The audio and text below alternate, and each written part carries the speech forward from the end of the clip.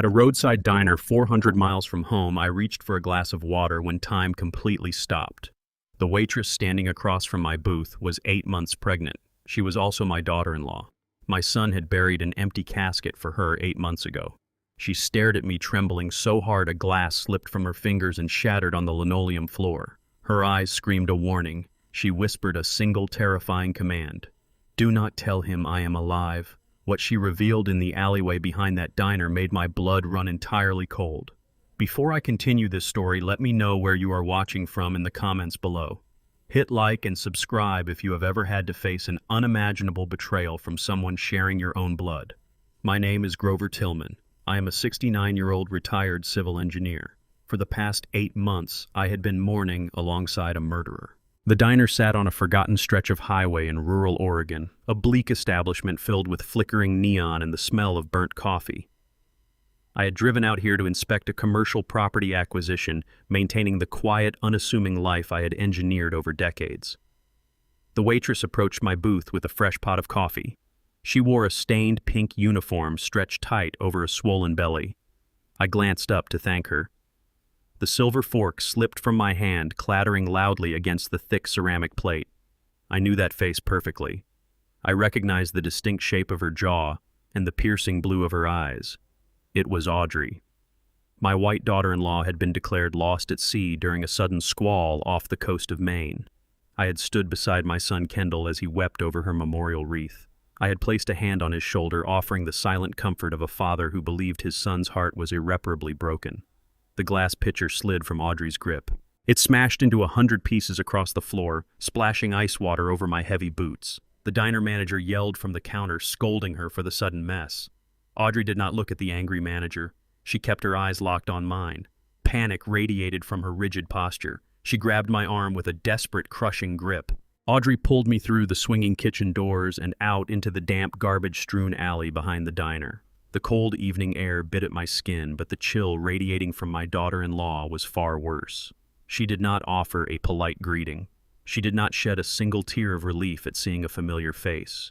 She shoved me against the brick wall, her breathing erratic and shallow. "You cannot tell Kendall you saw me. You have to swear to me right now, Grover. Swear it." Her voice was a ragged whisper laced with a primal terror I had never witnessed in a human being. I stared at her pregnant belly, trying to reconcile the ghost standing in front of me with the grieving son I had left back home. I had spent the last 8 months cooking Kendall dinner, managing his household, and listening to him sob behind closed doors. I had believed he was a broken widower, shattered by the cruel hand of fate. I demanded a clear explanation. I reminded her of the somber funeral, the massive Coast Guard search, and the endless nights Kendall spent staring at her framed photographs. Audrey let out a bitter, humorless laugh that echoed off the damp bricks. "He was crying because I survived." She paced the narrow alleyway, casting terrified glances at the street, expecting my son to materialize from the shadows. The narrative I had accepted for the better part of a year began to unravel in real time. Kendall had spun a tragic tale of a sudden rogue wave, a fatal slip on a wet deck, and a frantic failed rescue attempt. He had played the devastated husband to absolute perfection.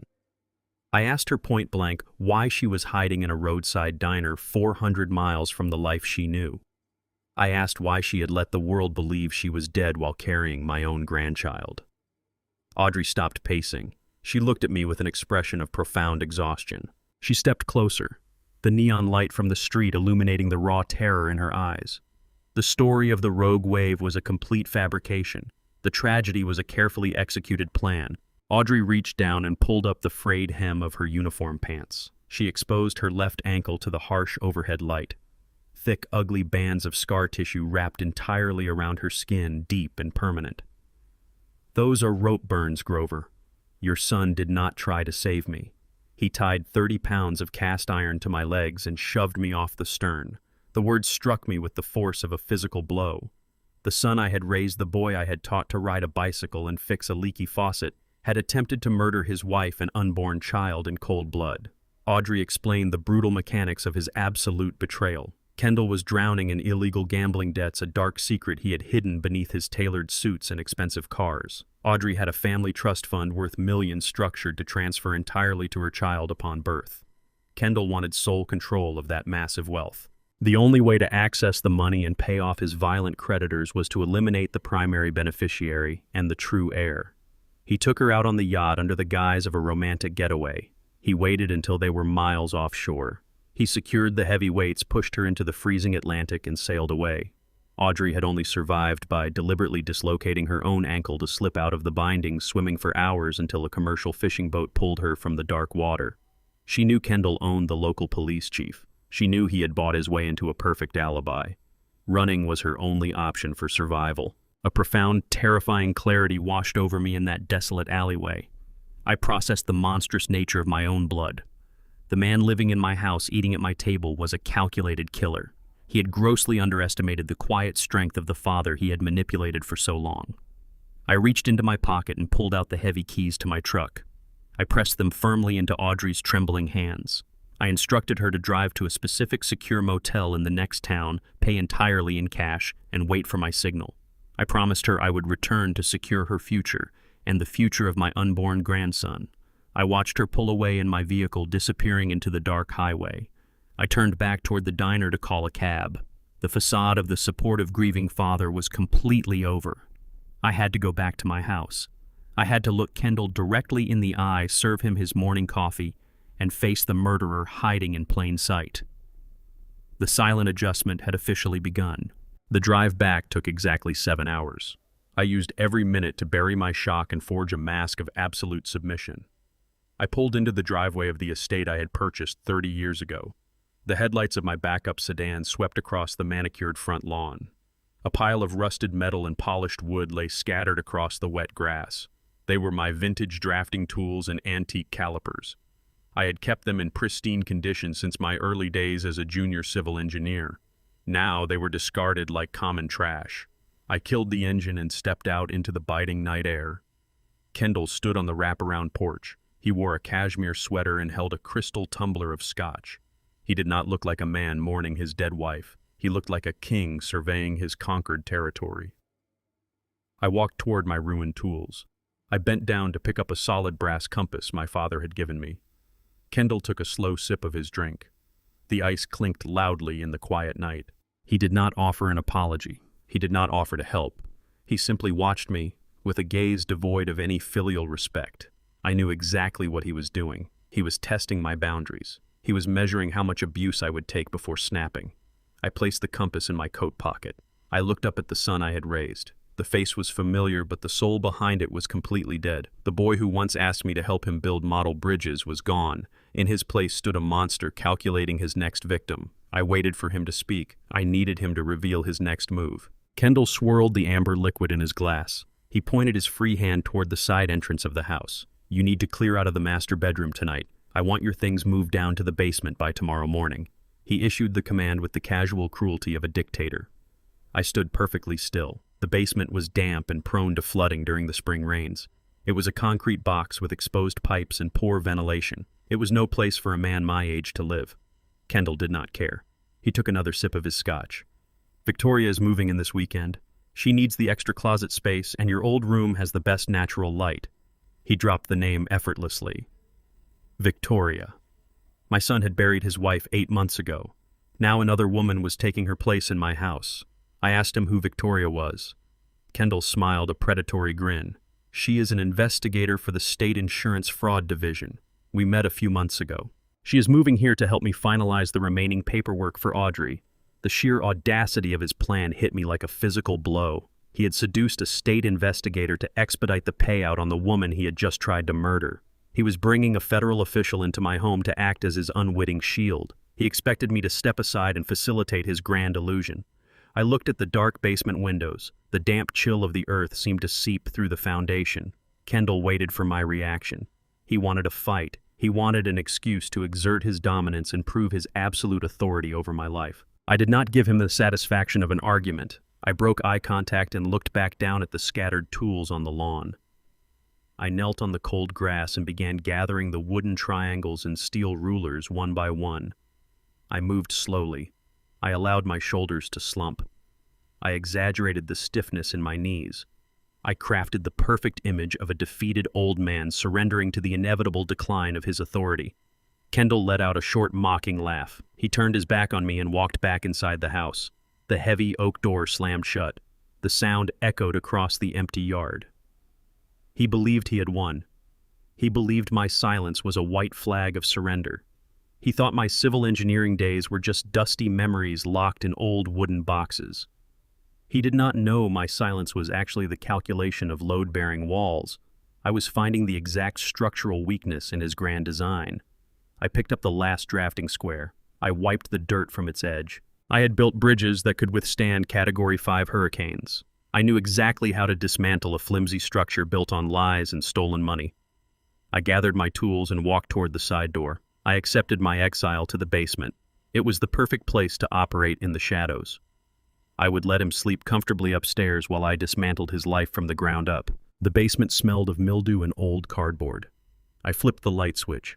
The harsh fluorescent bulb flickered to life, illuminating the dreary concrete walls. My bed was a stiff cot shoved against the far corner. I placed my tools on a rickety wooden desk. I unzipped my duffel bag to begin unpacking my few remaining clothes. I reached up to hang a jacket on an exposed ceiling pipe. My hand brushed against the plastic casing of the smoke detector. I stopped. A tiny red light blinked in the dark recess of the plastic grate. It was a rhythmic, calculated pulse. I did not need a manual to know what it was. I had installed similar security measures on commercial job sites for decades. Kendall had wired the basement with high-definition surveillance cameras. He was monitoring my every move. He wanted to ensure his docile father remained entirely under his control. I kept my face perfectly neutral. I turned my back to the camera and continued unpacking. The house was no longer a home. It was a maximum security prison. I had to build my counteroffensive while living inside the panopticon. The red light of the surveillance camera blinked every 2 seconds. I tracked its mechanical rotation across the concrete walls. My career as a civil engineer was built on understanding spatial limitations and structural arcs. I knew immediately where the lens failed to reach. A narrow wedge of shadow existed behind the rusted HVAC unit in the far corner. I dragged an old wooden crate to that exact spot. I sat down on the rough wood completely concealed from Kendall's digital eye.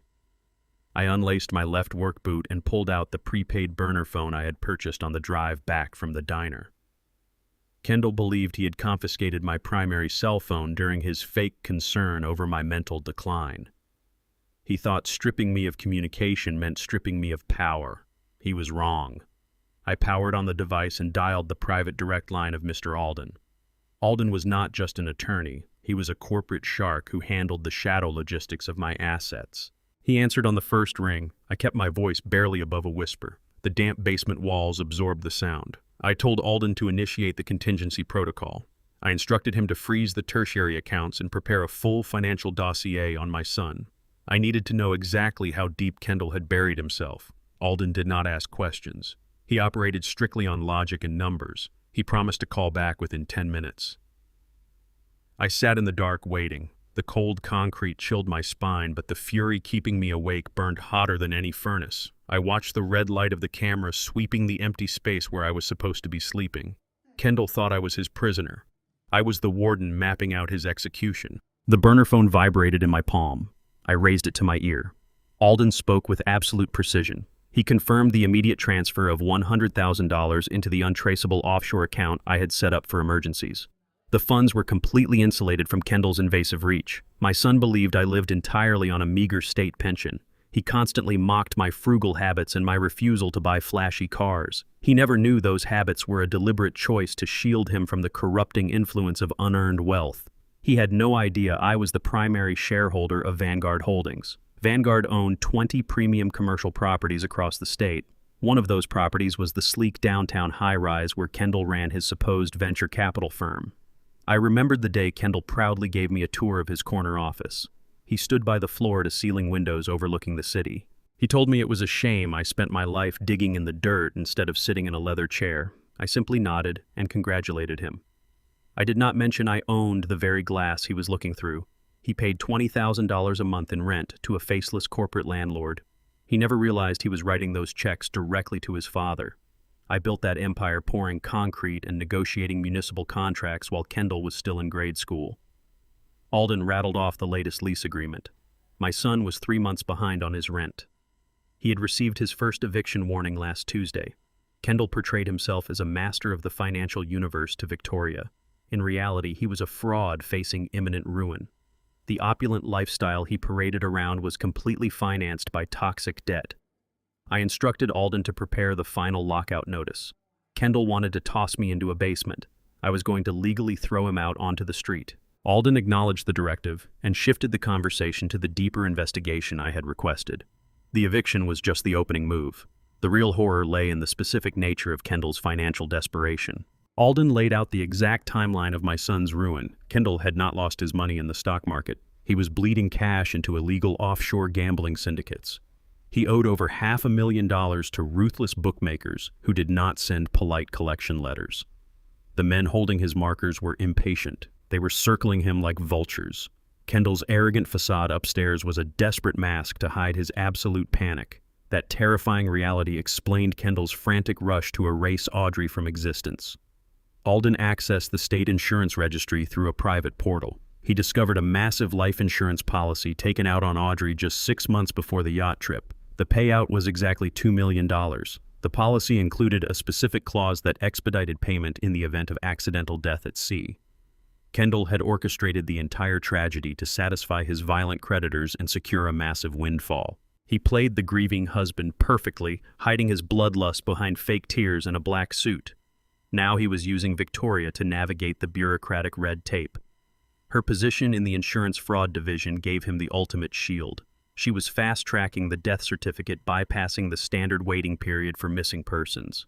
They planned to have the funds cleared by the end of the week. Kendall intended to pay off his gambling markers and start a new life with his accomplice. The cold calculation made my stomach turn. He had murdered his wife for a paycheck. I told Alden to flag the policy internally. We needed to lay a trap within the insurance company's system. Alden promised to plant the digital tripwire by morning. I ended the call with Alden and slipped the burner phone back into my boot. The plan was set in motion. I stood up to arrange my bedding on the cot. A sudden, sharp vibration against my ankle stopped me. I retrieved the phone again. The screen illuminated the darkness with an urgent text message from the safe house I had secured for Audrey. The words sent a massive spike of adrenaline through my veins. The stress and trauma had triggered premature labor. Audrey was alone in agonizing pain and bleeding heavily. The true heir to the trust fund was coming right now.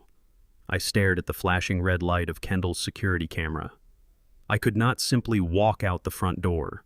Kendall would question my departure and demand my location. Any delay could mean the death of my grandson. I had to bypass the surveillance system and extract my vehicle without triggering an alarm. I looked toward the small, rusted ventilation shaft near the ceiling. I tightened my belt and grabbed my heavy coat. The time for silent observation was over.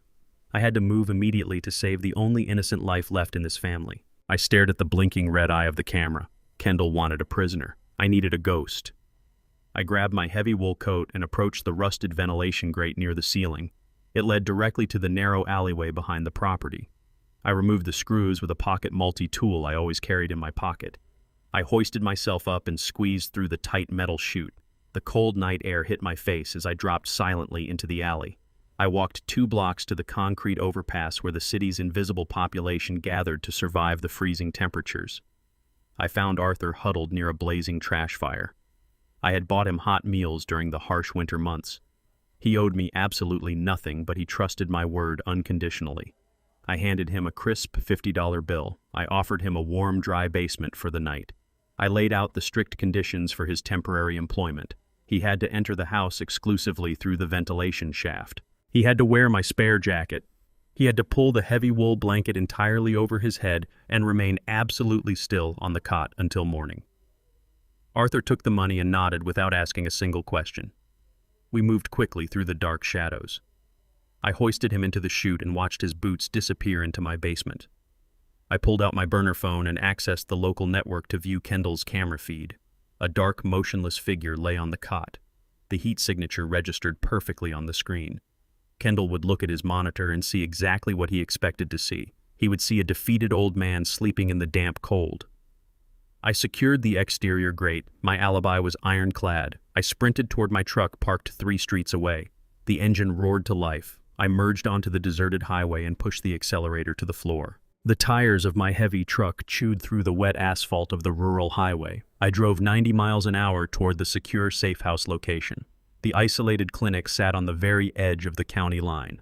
It was a drab cinder block building completely devoid of the flashing lights and rigid bureaucracy of the major city hospitals.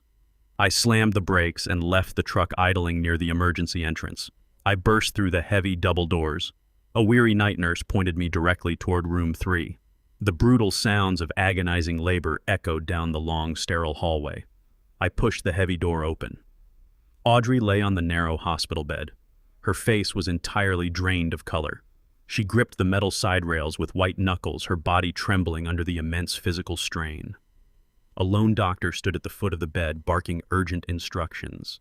The massive stress of Kendall's murderous betrayal had severely fractured her body. The baby was coming a full month early. I walked to her side and grabbed her hand. She squeezed my fingers with terrifying strength. She did not cry out in pain. She channeled every ounce of her raw survival instinct into pushing. She had fought her way out of the freezing Atlantic Ocean to save this child from a watery grave. She was not going to let a sterile room defeat her now. The heart monitor beeped rapidly. The doctor ordered one final massive push. Audrey screamed a raw primal sound of pure defiance. A sharp, piercing cry shattered the tense air of the room. The doctor lifted a tiny, screaming boy into the harsh fluorescent light. Audrey collapsed back against the thin pillows. Her chest heaved with deep exhaustion. I looked at the fragile life taking his first unsteady breaths. He was the innocent center of a deadly financial web. He was also our ultimate salvation. The nurse cleaned this boy and wrapped him carefully in a coarse white blanket. She handed the small bundle to Audrey. My daughter-in-law held her newborn son with trembling arms. She looked at me with tears of absolute exhaustion and profound relief streaming down her pale face. The doctor handed me a heavy clipboard containing the state birth registry forms. He assumed I was the child's father or the designated legal proxy. I did not correct his assumption. I pulled a silver pen from my jacket pocket. I wrote down the exact time of birth.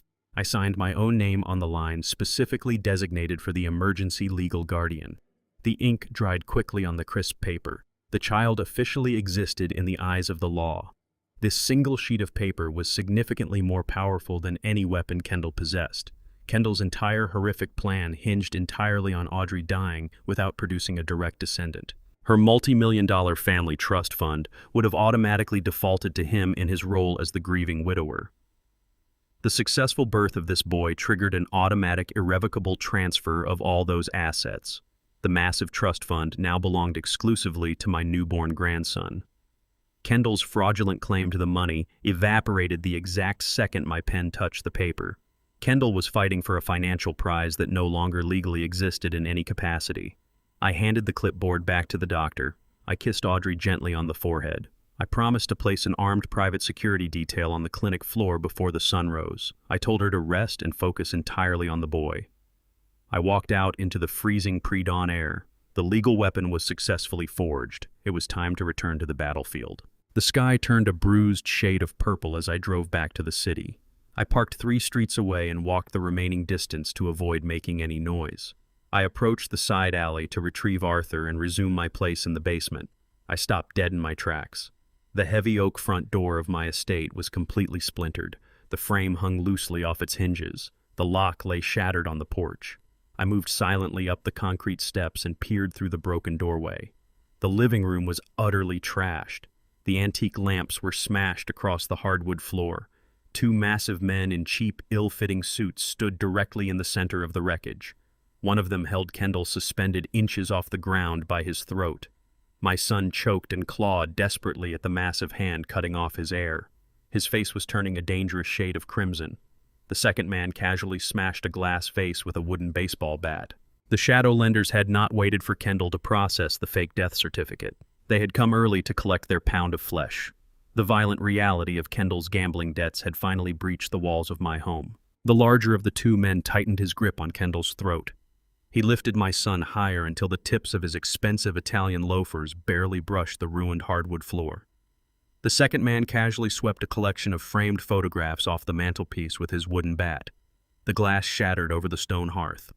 I remained completely still in the shadows of the hallway. I regulated my breathing to stay entirely undetected.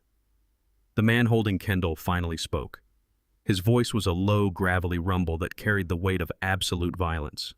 He informed Kendall that the grace period was officially over. The ruthless syndicate required exactly $500,000 in unmarked cash by Friday at noon. He emphasized the deadline by tightening his massive fingers. Kendall clawed desperately at the giant wrist. He gasped for air and stammered out a pathetic plea for more time. He promised the debt would be settled in full with substantial interest in exactly 1 week. He cited a massive guaranteed payout. He practically screamed that his dead wife possessed a $2 million life insurance policy. He claimed the state fraud division was fast-tracking the death certificate right now. The enforcer did not release his grip immediately. He let Kendall dangle for another agonizing 10 seconds. He wanted the absolute terror to permeate my son's bones. He finally dropped Kendall to the floor. Kendall collapsed in a pathetic heap among the shattered glass and broken porcelain. The second man leaned his bat against the wall and crouched down. He grabbed Kendall by the collar of his cashmere sweater. He whispered a final, terrifying promise. If the money did not materialize by Friday, the syndicate would start taking body parts instead of cash. The men walked out through the splintered front door. They left the cold night air blowing freely into the wrecked living room. I stepped out of the shadows and walked slowly into the center of the devastated room. I maintained my facade of a terrified, confused old man. I asked Kendall what had just happened. I kept my voice shaky and weak. Kendall scrambled to his feet. His face was pale and slick with a cold sweat. The terror in his eyes quickly morphed into a frantic, feral desperation.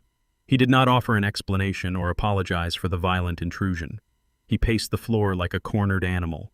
He muttered rapidly to himself, calculating his rapidly dwindling survival options. He suddenly stopped and locked his eyes directly on me.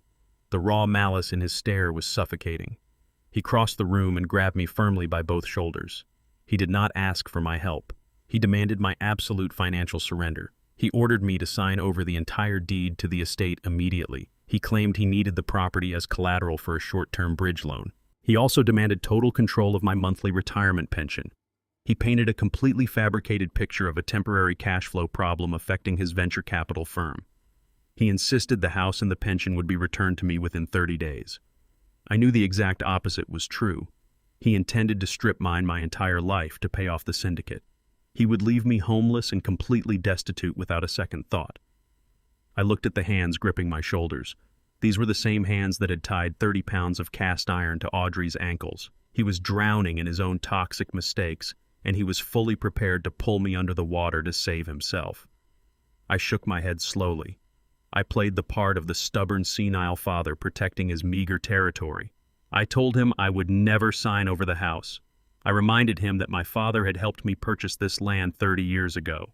I stated firmly that the property was my only security in this world. Kendall dropped all pretenses of familial affection. The mask completely shattered. His face twisted into a mask of pure, unadulterated rage. He was not going to accept a refusal from an old man he considered entirely powerless. Kendall shoved me backward with a sudden, brutal force. My boots slid across the polished wood. I slammed hard against the plastered wall. The impact rattled my spine and knocked the breath from my lungs. I slid down the wall and crouched on the floor, playing the role of a physically broken victim. Kendall stood over me, breathing heavily. His hands were balled into tight fists at his sides. He looked down at me with absolute disgust. He declared my stubbornness was completely irrelevant. He informed me he did not actually need my willing cooperation to take everything I owned. He calmly articulated a horrific alternative strategy. He told me my recent behavior was clearly indicative of severe mental decline. He cited my supposed memory lapses and my sudden hostility toward him. He announced his intention to have me legally declared incompetent by the state. He claimed he already had the necessary contacts to expedite the medical evaluation. He would become my sole legal guardian by the end of the week. He promised to commit me to the most dismal state-run asylum he could find. He would lock me away in a tiny medicated room and liquidate my entire estate while I rotted in isolation. He leaned down until his face was inches from mine. He whispered that I had outlived my usefulness. He turned on his heel and grabbed his car keys from the hallway table. He stormed out of the ruined front door. The engine of his luxury sports car roared to life in the driveway. He sped off into the early morning light. He was heading straight to a corrupt doctor to forge my mental death warrant. I listened to the sound of his tires squealing on the asphalt until the neighborhood was completely silent again. I stood up slowly. I brushed the dust from my heavy coat. My spine ached from the impact against the wall, but my mind was sharper than a scalpel. I reached into my boot and extracted the untraceable burner phone. I dialed Alden immediately. The corporate attorney answered with his usual mechanical efficiency. I gave him a rapid, concise update on the violent morning events. I instructed him to alert the federal honeypot accounts. We needed to prepare the final financial guillotine for my son's impending legal maneuver. Kendall was about to present forged medical documents to seize control of the estate. He believed he was stealing a lucrative property from a weak, senile old man. He was walking blindly into a devastating trap. Alden confirmed the structural traps were armed and waiting. I ended the call and surveyed the shattered glass covering my living room floor. Kendall was rushing to a corrupt doctor to steal a house. He was completely unaware that he could not steal a property I had legally transferred to the corporate shield of Vanguard Holdings over a decade ago. The foundation of his plan was already dust. I was sweeping the shattered remains of my antique lamps when the front door swung open. Kendall stepped over the splintered threshold. His cashmere sweater was torn at the collar. A dark bruise was forming along his jawline where the loan shark had gripped his throat. He did not look defeated. He looked absolutely manic. He carried a thick leather briefcase. He marched directly into the kitchen and slammed it onto the marble island. He snapped the latches open and pulled out a massive stack of legal and medical evaluation forms. He pointed a trembling finger at the heavy oak dining chair. He ordered me to sit down immediately. I placed the broom against the wall. I maintained my facade of the fragile, frightened old man. I shuffled slowly toward the table. I deliberately dragged my left foot to feign physical exhaustion. Kendall arranged the papers in front of me with frantic, jerky movements. He pulled a silver fountain pen from his pocket and placed it beside the documents. He did not bother to explain the violent intrusion that had just occurred in our living room. His mind was singularly focused on his financial salvation. He paced behind my chair. He muttered that we were going to resolve my unfortunate cognitive decline right now. He claimed he had arranged a private consultation to protect my best interests. I stared at the dense legal jargon printed on the top page. It was a comprehensive declaration of mental incompetence, paired with a complete transfer of power of attorney. Kendall was trying to execute his threat from the night before. He intended to strip away my legal autonomy and seize every asset associated with my name. I kept my hands folded neatly in my lap. I did not touch the silver pen. I waited for the next phase of his desperate performance. His entire future depended on my compliance. He needed my signature to unlock the wealth he desperately craved. He glared at me with hollow eyes. I simply stared back with a vacant expression. Heavy footsteps echoed on the porch. A tall man in a tailored gray suit walked through the broken front door. He carried a sleek medical tablet and wore a condescending smile. Kendall introduced him as Dr. Aris. He was supposedly a highly respected specialist in geriatric neurology. I recognized the type instantly. He was a hired gun. He was a corrupt professional willing to write any diagnosis for the right price. Dr. Aris did not offer a handshake. He sat directly across the table and activated his tablet. He looked at me as if I were a decaying piece of furniture. He began firing a series of deliberately leading questions. He asked me to identify the current president. He asked me to subtract 7 from 100 repeatedly. His tone was loudly patronizing. He spoke to me exactly as one would speak to a confused toddler. I calculated my responses with extreme precision. I answered the first 2 questions correctly, but hesitated on the third. I allowed my gaze to wander aimlessly around the kitchen. I muttered a fabricated story about misplacing my reading glasses. Dr. Aris typed rapidly on his screen. He nodded at Kendall with a look of manufactured sympathy. He proceeded to ask deeply humiliating questions about my personal hygiene and my ability to manage basic household tasks. He asked if I often forgot to turn off the stove. He asked if I struggled to remember my own son. Kendall stood behind the doctor, feigning immense sorrow. Kendall claimed I had recently wandered into the street in my pajamas. He completely fabricated a history of severe paranoia and aggression. Dr. Aris did not ask for medical records to verify these outrageous claims. He simply accepted Kendall's lies as absolute clinical fact. The entire examination was a grotesque theater production designed to permanently erase my independence. I sat in silence and absorbed the humiliation.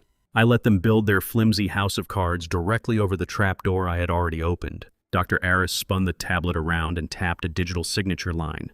He then slid the thick stack of paper documents across the polished oak table. He tapped the silver fountain pen against the bottom right corner of the final page.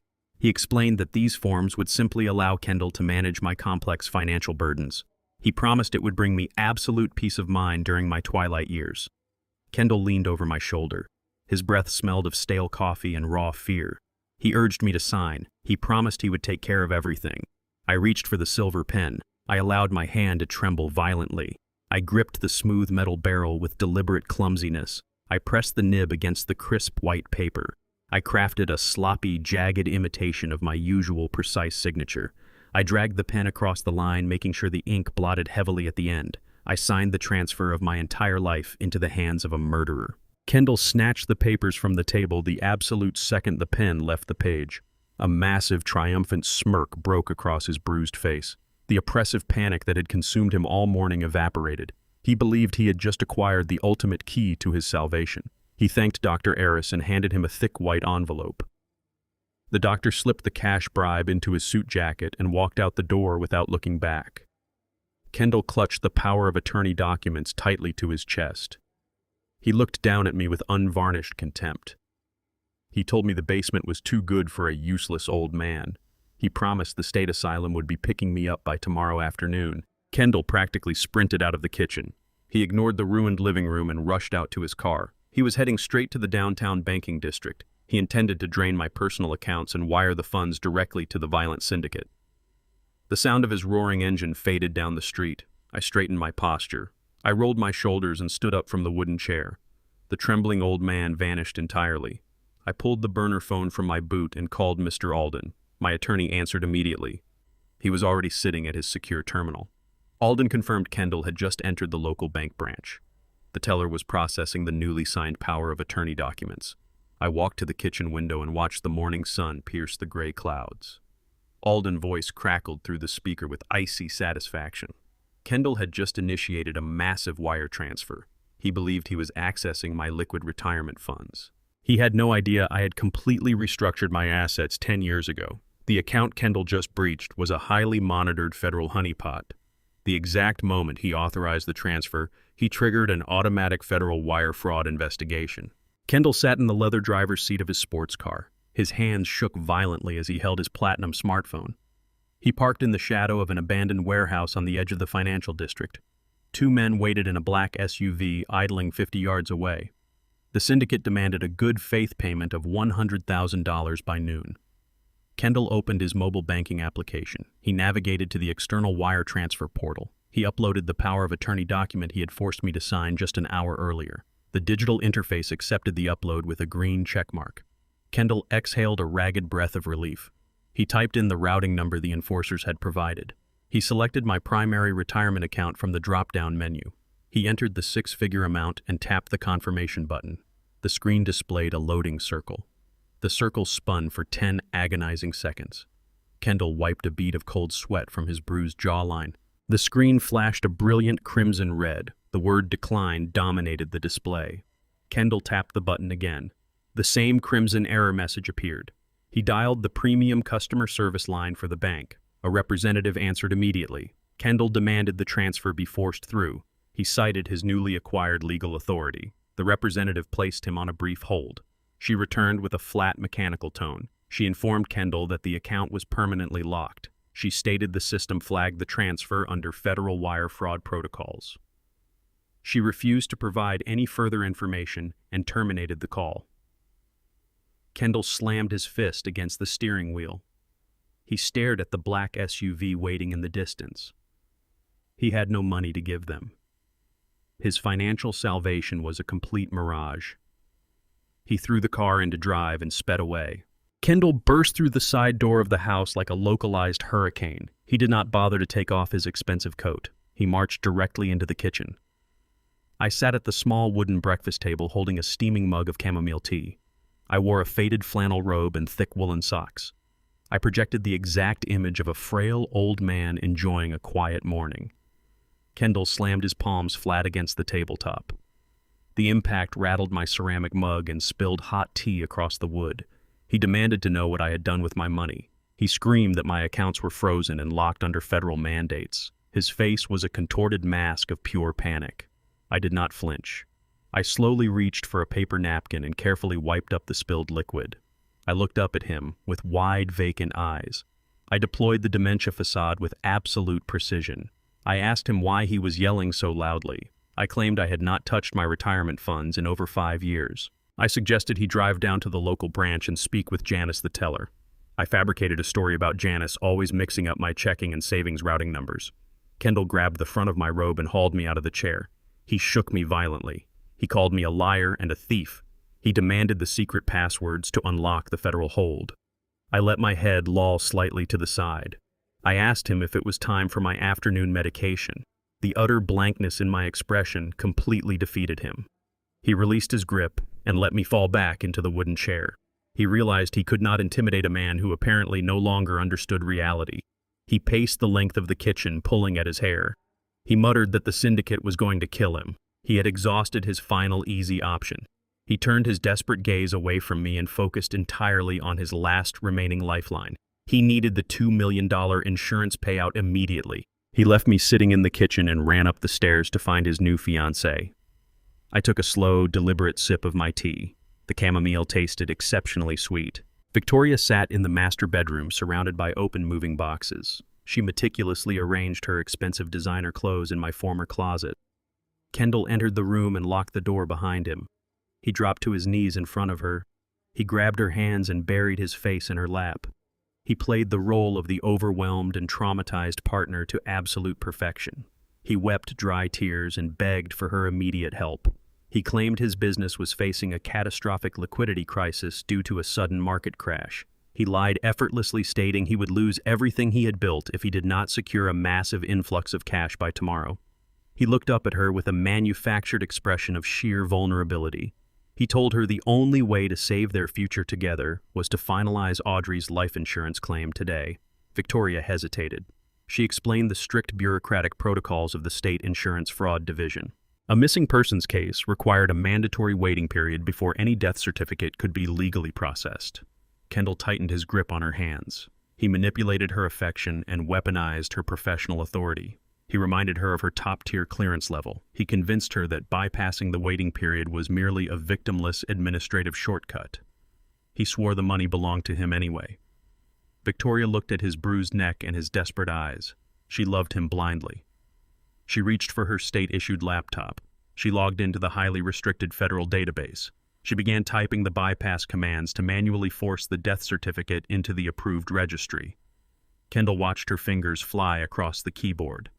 He smiled a predator's grin. He believed his $2 million parachute was finally secured. Mr. Alden sat in his dimly lit corner office downtown. His eyes remained locked on a pair of high-resolution monitors. The screen on the left displayed the federal honeypot account Kendall had hopelessly tried to breach. The screen on the right mirrored the internal security grid of the state insurance fraud division. Alden had embedded a digital tracker on Audrey's specific policy file.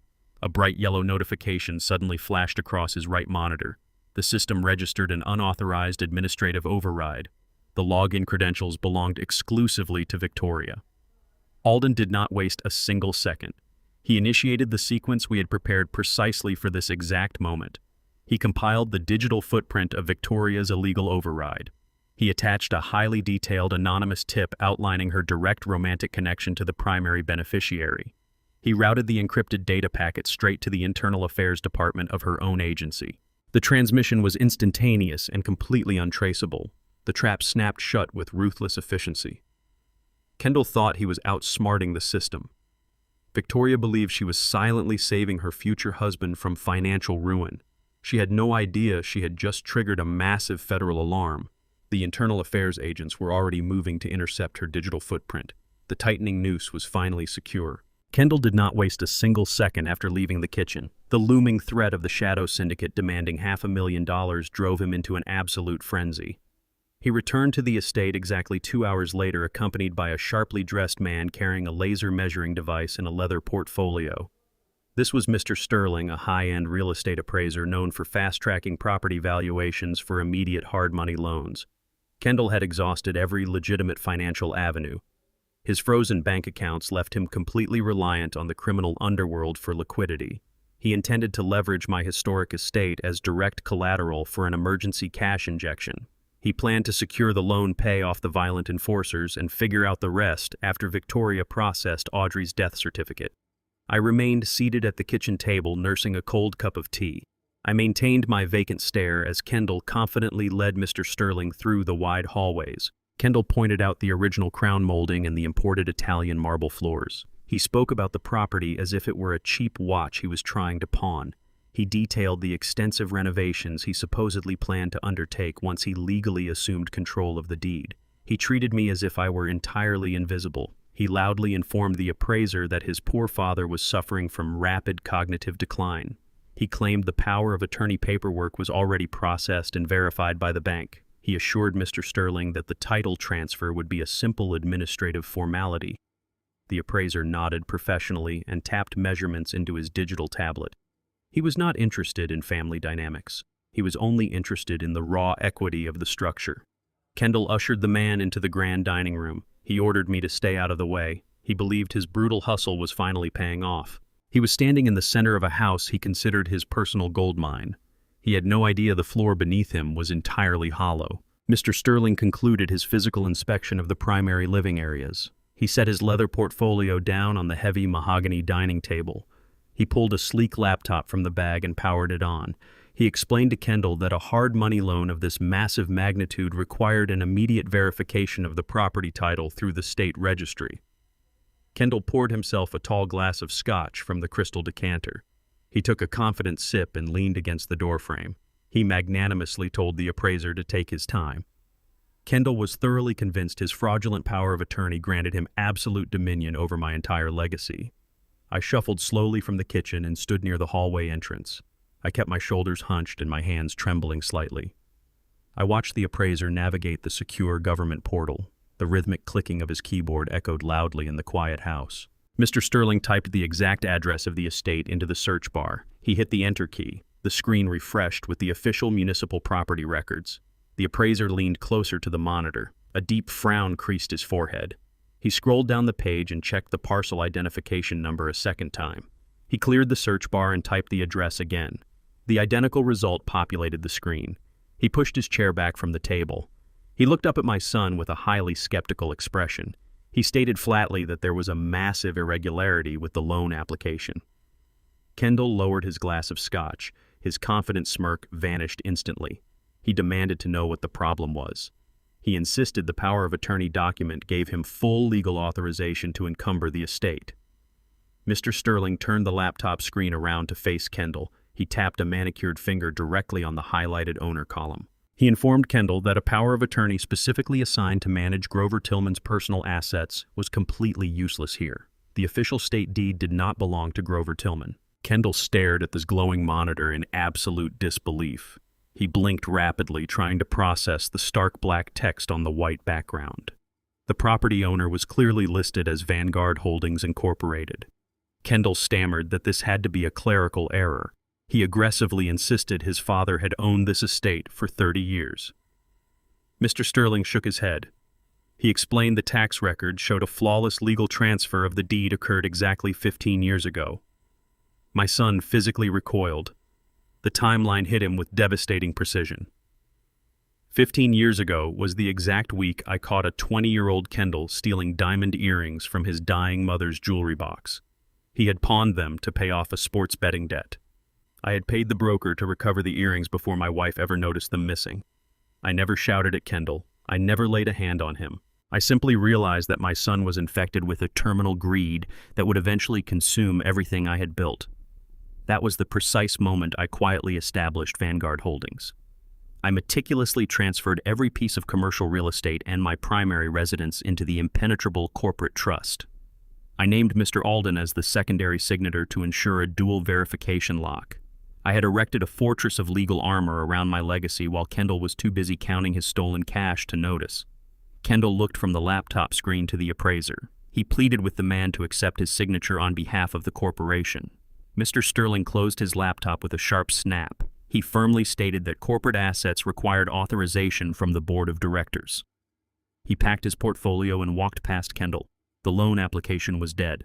The heavy front door clicked shut behind the departing appraiser. The sudden silence in the grand dining room became instantly suffocating.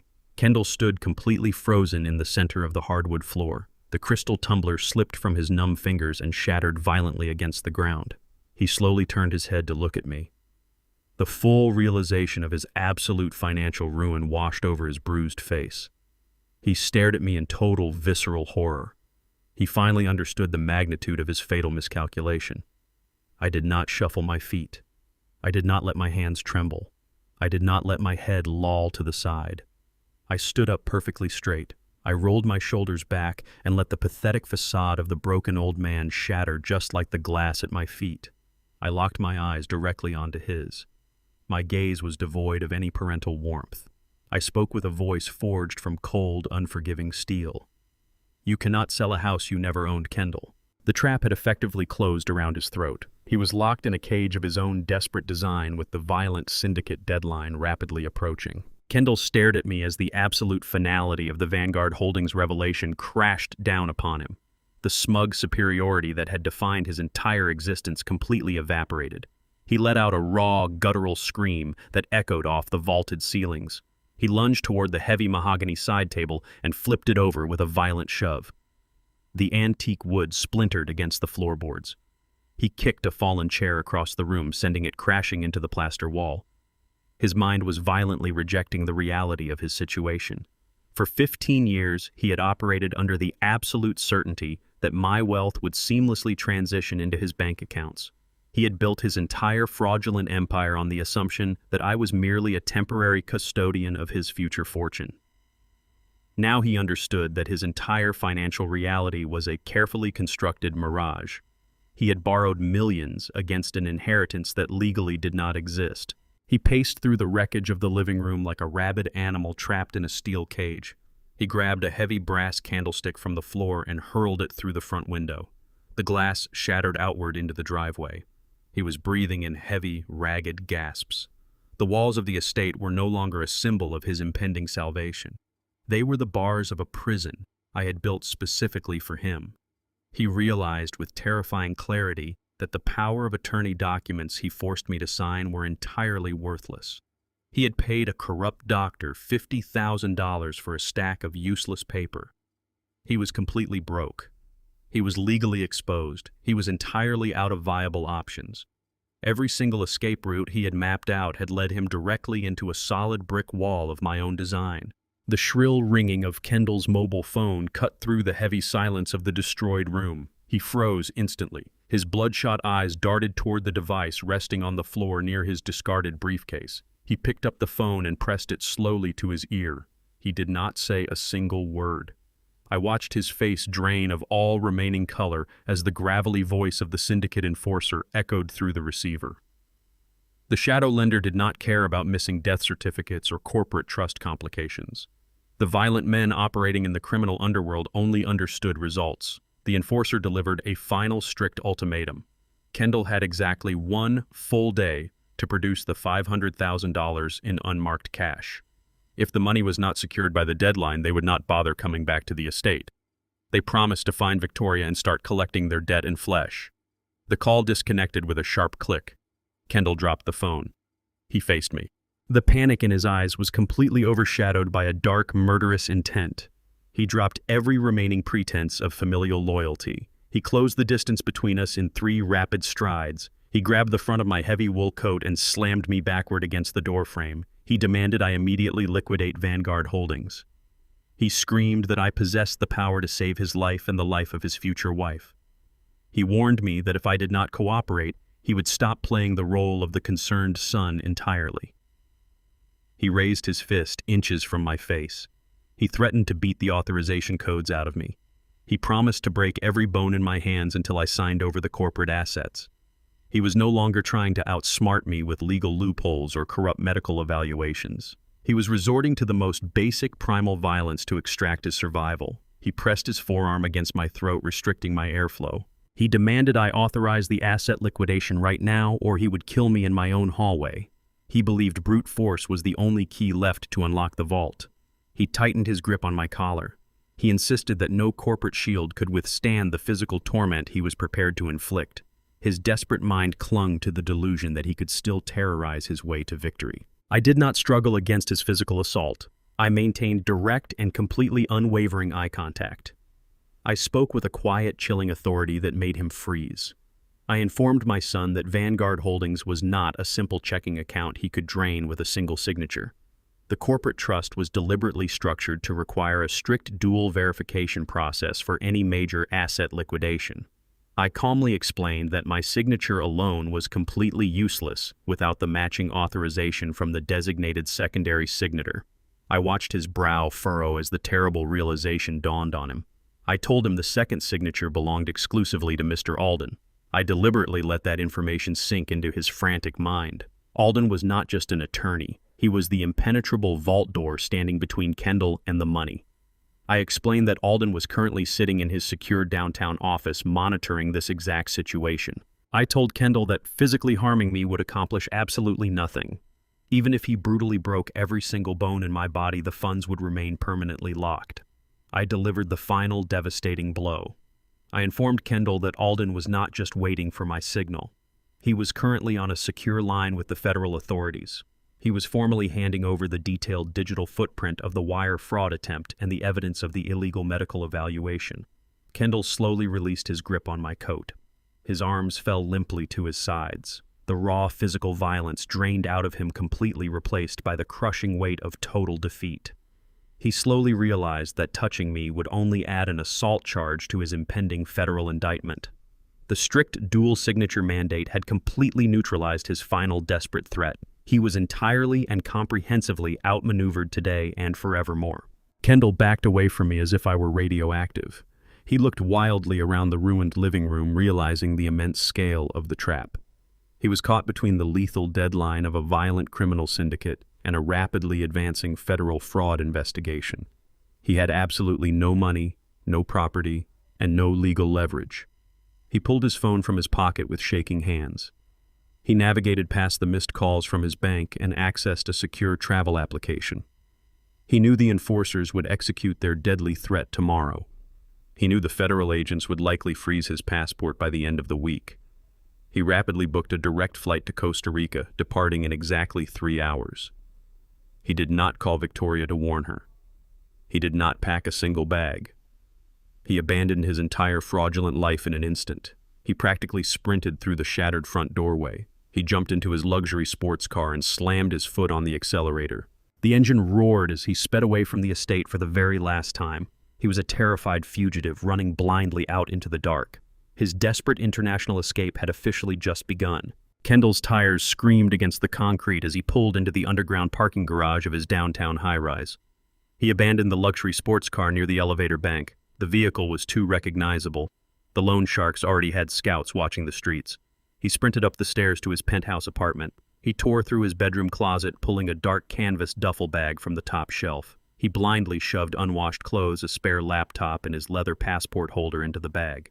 He punched a numerical code into a hidden wall safe concealed behind a framed architectural blueprint. He extracted thick bands of emergency euros in hundreds. He had quietly skimmed this cash from his venture capital firm over the past 3 years precisely for a catastrophic collapse. The heavy oak front door of the penthouse slammed open. Victoria stood in the foyer. Her perfectly styled hair was disheveled. Her face was streaked with ruined makeup and raw terror. She marched into the bedroom clutching her state-issued phone. She demanded an immediate explanation. Internal affairs agents had just raided her department.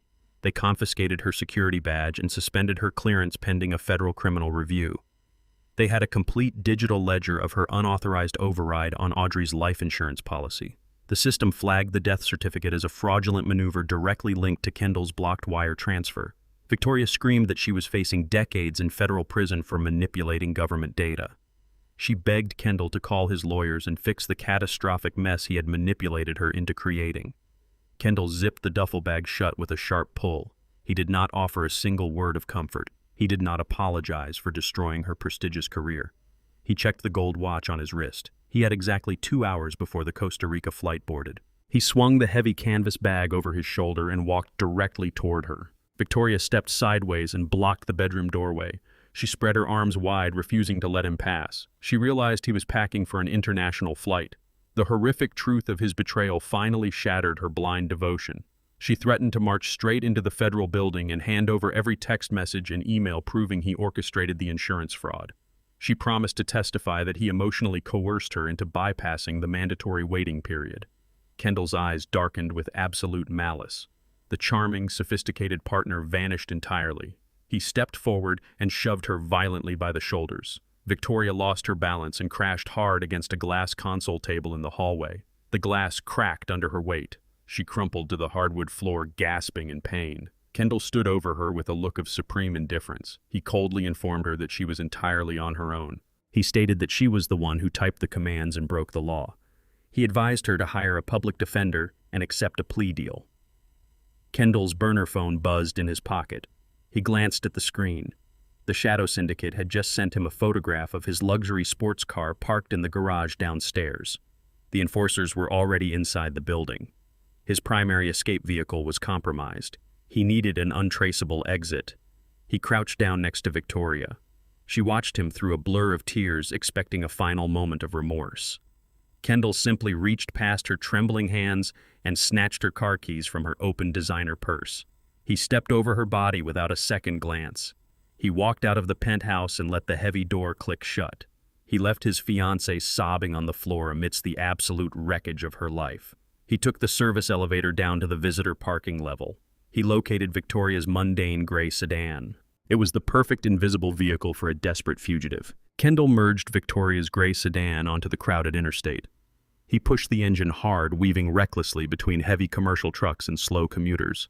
He checked his rearview mirror every 10 seconds. His paranoia painted a syndicate enforcer in every trailing vehicle. He was completely oblivious to the black town car maintaining a steady, precise distance 3 lanes back. Mr. Alden gripped the steering wheel of the town car with practiced ease. I sat in the passenger seat staring through the windshield at the fleeing gray sedan. Alden glanced at a glowing tactical monitor mounted to the dashboard. A pulsing green dot tracked Kendall's exact movements in real time. Alden had installed military-grade GPS trackers on every vehicle associated with Kendall and his inner circle 6 months ago. The surveillance measure was a standard protocol implemented when Vanguard Holdings initiated a comprehensive audit of my son's toxic financial liabilities. Kendall thought he was executing a brilliant, untraceable escape. He was actually broadcasting his location directly to the architect of his ruin. The highway signs flashing overhead indicated 3 miles to the international airport. I watched my son aggressively cut off a delivery van to reach the exit ramp. There was no paternal pity left in my heart. The boy I had raised had chosen to become a predator. He had tied weights to his wife and tried to medicate his father into an asylum for a payout. I felt only the cold, clinical execution of absolute justice. Alden slowed the town car as Kendall took the sharp curve toward the departure terminals. The trap was perfectly set. We only had to watch the final mechanism spring shut. Kendall abandoned the gray sedan directly at the curbside drop-off zone. He did not bother to turn off the engine or close the driver's side door. He sprinted through the sliding glass doors of the International Departure Terminal with his duffel bag clutched tightly against his chest. He bypassed the crowded luggage carousels and headed straight for the automated, expedited security kiosk. He needed to clear the checkpoint before the local authorities processed Victoria's inevitable confession. He slapped his leather passport down onto the glass scanner. He stared at the screen, waiting for the green approval arrow. The machine beeped with a sharp, piercing tone. The indicator light flashed a solid, glaring red. The automated gate remained locked. The ticketing agent stationed behind the kiosk looked at her monitor. She stepped away from the counter and picked up a red telephone without saying a single word to him. Kendall grabbed his passport and tried to push through the turnstile. 2 large men wearing dark tactical windbreakers stepped seamlessly out from the rushing crowd. Silver badges flashed brightly on their belts. They flanked Kendall, immediately pinning his arms to his sides. The federal marshals had arrived. The 2 federal marshals moved with practiced, heavy-handed efficiency. They slammed Kendall face first into the cold, hard marble floor of the terminal. His duffel bag slid across the polished tiles, spilling its contents in a chaotic mess of designer clothes and wads of high-denomination currency. Kendall roared in protest, his cheek pressed firmly against the stone. One marshal pinned Kendall's arm behind his back with a knee to the shoulder blade, while the other produced a set of heavy steel handcuffs. They secured his wrists with a sharp metallic click that echoed through the terminal. The lead agent stood over him, voice booming with calm official authority. He recited the Miranda rights with a monotone rhythm that sounded like a funeral dirge for my son's freedom. He clearly articulated the charges: federal wire fraud conspiracy and grand larceny. Kendall thrashed and shouted, claiming this was a massive misunderstanding orchestrated by a senile man who had lost his mind. The marshals ignored the tantrum. They hoisted him to his feet by his biceps, his legs barely finding purchase on the slick floor. He was a disheveled, pathetic figure compared to the man who had stormed into the estate just hours before. The terminal was busy, but a wide circle of curious travelers formed instantly around the spectacle. Kendall's face was a mask of sweat desperation and growing insurmountable dread. He was no longer a venture capitalist hunting for a payday. He was a trapped animal waiting for the cage to be bolted shut. I stood behind a massive concrete pillar 20 feet away.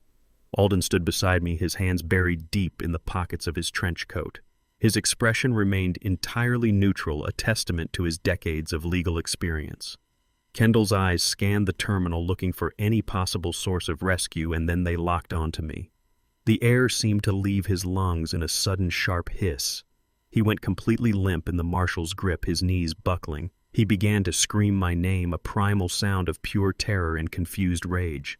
He pleaded for me to tell the agents that this was all a mistake. He begged me to contact my legal team and post his bail immediately. He promised he would change his behavior and be a better son if I just intervened. I did not move toward him. I did not shout back. I stood perfectly still, letting him see that the senile father he had tried to exploit was dead and buried.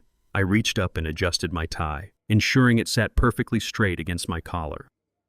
I gave him a slow, deliberate nod, a gesture of finality. I turned my back on him. Alden fell into step beside me as we walked toward the exit. Kendall's screams grew more distant, echoing off the high glass ceilings until they were drowned out by the announcements for departing flights. I walked out of the terminal into the bright morning sun, feeling an absolute profound sense of liberation. My son was heading to a federal holding cell, and for the first time in 15 years, my future was entirely my own to write. The interrogation room was a sterile, windowless box of gray concrete and humming fluorescent lights. Kendall sat on the bolted-down metal chair, his expensive wool jacket wrinkled and stained from the floor of the terminal. He leaned back, crossing his legs in a performative display of arrogance. He tapped his shackled fingers against the cold table, staring at the observation mirror with a sneer. When the heavy steel door creaked open, he did not look worried. He launched into a tirade, demanding a phone call to his private counsel. He asserted that this was merely a regulatory misunderstanding regarding corporate filings and wire transfers. He claimed he had absolute legal authority to move those assets. He was still playing the game, convinced that he could outtalk a federal investigation by invoking corporate law and his status as a legitimate businessman. He leaned forward, flashing a practiced, oily smile at the empty chair across from him. He had convinced himself that the wire fraud was his only problem.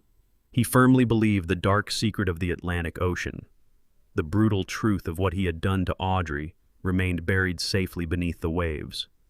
He thought the murder was a secret that lived and died in his own head. He was waiting for the financial documents, ready to debate the nuances of corporate fiduciary duty. He was utterly blind to the reality of the storm that was about to hit him.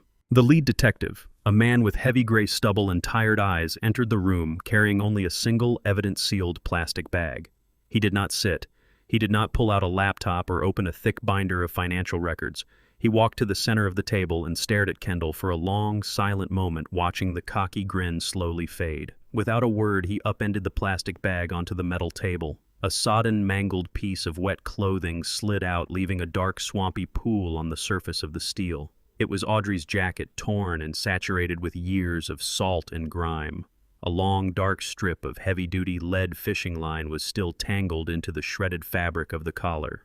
The detective placed his palms on the table and leaned in until his face was inches from my son's nose. He did not mention the money. He did not speak about the federal wire fraud or the forged documents. He simply pointed at the waterlogged garment and asked one soft, terrifying question. "Do you know who we pulled out of the current this morning, Kendall?" Kendall stared at the sodden mass of dark fabric resting on the steel table. The harsh fluorescent lights illuminated the unmistakable metallic glint of the heavy-duty lead fishing line tangled in the torn collar. The air in the interrogation room suddenly felt heavy and suffocating. A sharp, strained bark of laughter erupted from Kendall's throat. The sound was entirely devoid of humor. It was the involuntary physical reaction of a man whose brain was frantically trying to reject an impossible reality. He leaned back in his bolted metal chair and raised his hands in a defensive, dismissive gesture. He looked at the grizzled detective with a manufactured expression of sorrowful disbelief. He claimed this theatrical display was highly inappropriate and incredibly cruel. He firmly stated that the jacket clearly belonged to his late wife Audrey. He wiped a non-existent tear from the corner of his eye and launched into a meticulously rehearsed narrative. He described a tragic, unavoidable accident on the open water. He painted a vivid picture of a sudden, violent storm rolling in from the horizon without any meteorological warning. He detailed a massive rogue wave that crashed over the starboard side of their chartered yacht. He claimed the sheer force of the water swept Audrey over the railing before he could even reach for her hand. He spoke with the practiced cadence of a man who had recited this exact story in front of his bathroom mirror 100 times. He emphasized his own desperate, heroic efforts to throw life preservers into the churning black water. He insisted he circled the coordinates for hours until the Coast Guard ordered him to abandon the search. He pointed a trembling finger at the jacket and demanded to know why the authorities were parading a piece of traumatic evidence instead of offering him their deepest condolences. He believed his performance was flawless. He thought his wealthy, grieving widower routine would instantly deflect any suspicion away from the tangled fishing line and the heavy iron weights he had personally secured to her ankles. The lead detective did not interrupt the impassioned monologue. He simply pulled out the metal chair opposite Kendall and sat down heavily. He crossed his arms over his broad chest and let the profound silence stretch across the small concrete room. He nodded slowly, encouraging Kendall to keep speaking. He offered no sympathetic platitudes and no accusatory interruptions. He merely allowed the suspect to weave a complex, inescapable web of absolute falsehoods. Kendall mistook the detective's deliberate silence for professional submission. His innate arrogance surged forward, completely blinding him to the tactical trap snapping shut around his ankles. He leaned forward and began volunteering completely unsolicited details to bolster his fabricated narrative. He described the exact coordinates of the supposed rogue wave. He specified the precise time the storm hit the hull. He detailed the exact nautical knots he claimed to have used to secure their safety equipment. He even provided a vivid description of Audrey's final, terrified scream before the water pulled her under. Every single syllable leaving his mouth was a calculated lie. Every fabricated detail was another devastating charge of perjury added to his impending federal indictment. The detective let him speak for an uninterrupted 20 minutes. The hidden cameras mounted in the corners of the ceiling captured every nuance of the performance. The high-definition audio recorders logged every deliberate falsehood. Kendall thought he was brilliantly outsmarting a local investigator with a bulletproof maritime alibi. He had absolutely no idea that the authorities already possessed the irrefutable truth. The detective knew that Audrey had not drowned in a tragic accident. The federal agents knew she had survived the freezing Atlantic current. They knew she had clawed her way to the shoreline and delivered a healthy baby boy in a rural cinderblock clinic. The detective watched Kendall confidently dig his own grave. He finally raised a hand and politely thanked Kendall for getting his official statement completely on the record. The jaws of the trap were now permanently locked. While Kendall confidently perjured himself in a concrete holding cell, Mr. Alden was executing a surgical strike on the remaining financial assets. My attorney sat in his downtown office, his fingers flying across the glowing mechanical keyboard. The massive multi-million-dollar trust fund belonging to Audrey's wealthy family was currently in a state of administrative limbo. Kendall's desperate fiancée had attempted to illegally force the death certificate through the state registry to trigger the automatic payout. Alden moved with absolute legal brutality to sever that financial artery forever. He drafted an emergency federal injunction and submitted it directly to the state Supreme Court. He attached the preliminary police reports documenting the active escalating homicide investigation surrounding Audrey's disappearance. He cited the irrefutable physical evidence recovered from the shoreline and the direct implications of foul play. The presiding judge reviewed the emergency filing and approved the injunction within 14 minutes. The digital gavel slammed down instantly, freezing the entire trust fund. The millions of dollars Kendall desperately needed to pay off his shadow lenders were now locked behind an impenetrable wall of federal red tape. The assets could not be touched, transferred, or leveraged until the criminal trial concluded. Alden forwarded the official court order directly to the financial institutions and the insurance underwriters. He systematically closed every single loophole and sealed every possible exit. Kendall had spent the entire morning running from violent debt collectors and federal marshals, operating under the delusion that he could eventually buy his way out of the crisis. He believed the insurance money would serve as his ultimate parachute. Alden ensured that parachute was completely shredded. The financial guillotine I had promised was fully operational. Kendall was utterly bankrupt, trapped in federal custody, and staring down a debt he could never possibly repay. The heavy steel door of the interrogation room unlocked with a loud mechanical clank. A young, visibly exhausted public defender stepped into the holding area carrying a thin manila folder. He sat down next to Kendall and opened the file. He did not offer any reassuring smiles or promises of a swift release. He spoke in a flat, clinical tone, informing Kendall that his situation had escalated far beyond simple wire fraud. The attorney revealed that the state prosecutor had scheduled an expedited preliminary hearing for tomorrow morning at 9 o'clock. He pushed a printed notice across the scratched metal table. He stated that the prosecution had filed a motion to hold Kendall without bail due to extreme flight risk. He tapped his pen against the bottom of the page. He informed Kendall that the district attorney was bringing in a surprise witness to testify directly against him. A wide, arrogant smirk spread across Kendall's bruised face. He leaned back and crossed his arms confidently. He immediately assumed the prosecution had subpoenaed Dr. Aris, the corrupt geriatric psychiatrist. He fully believed he could easily discredit the greedy doctor on the stand and invalidate the entire timeline.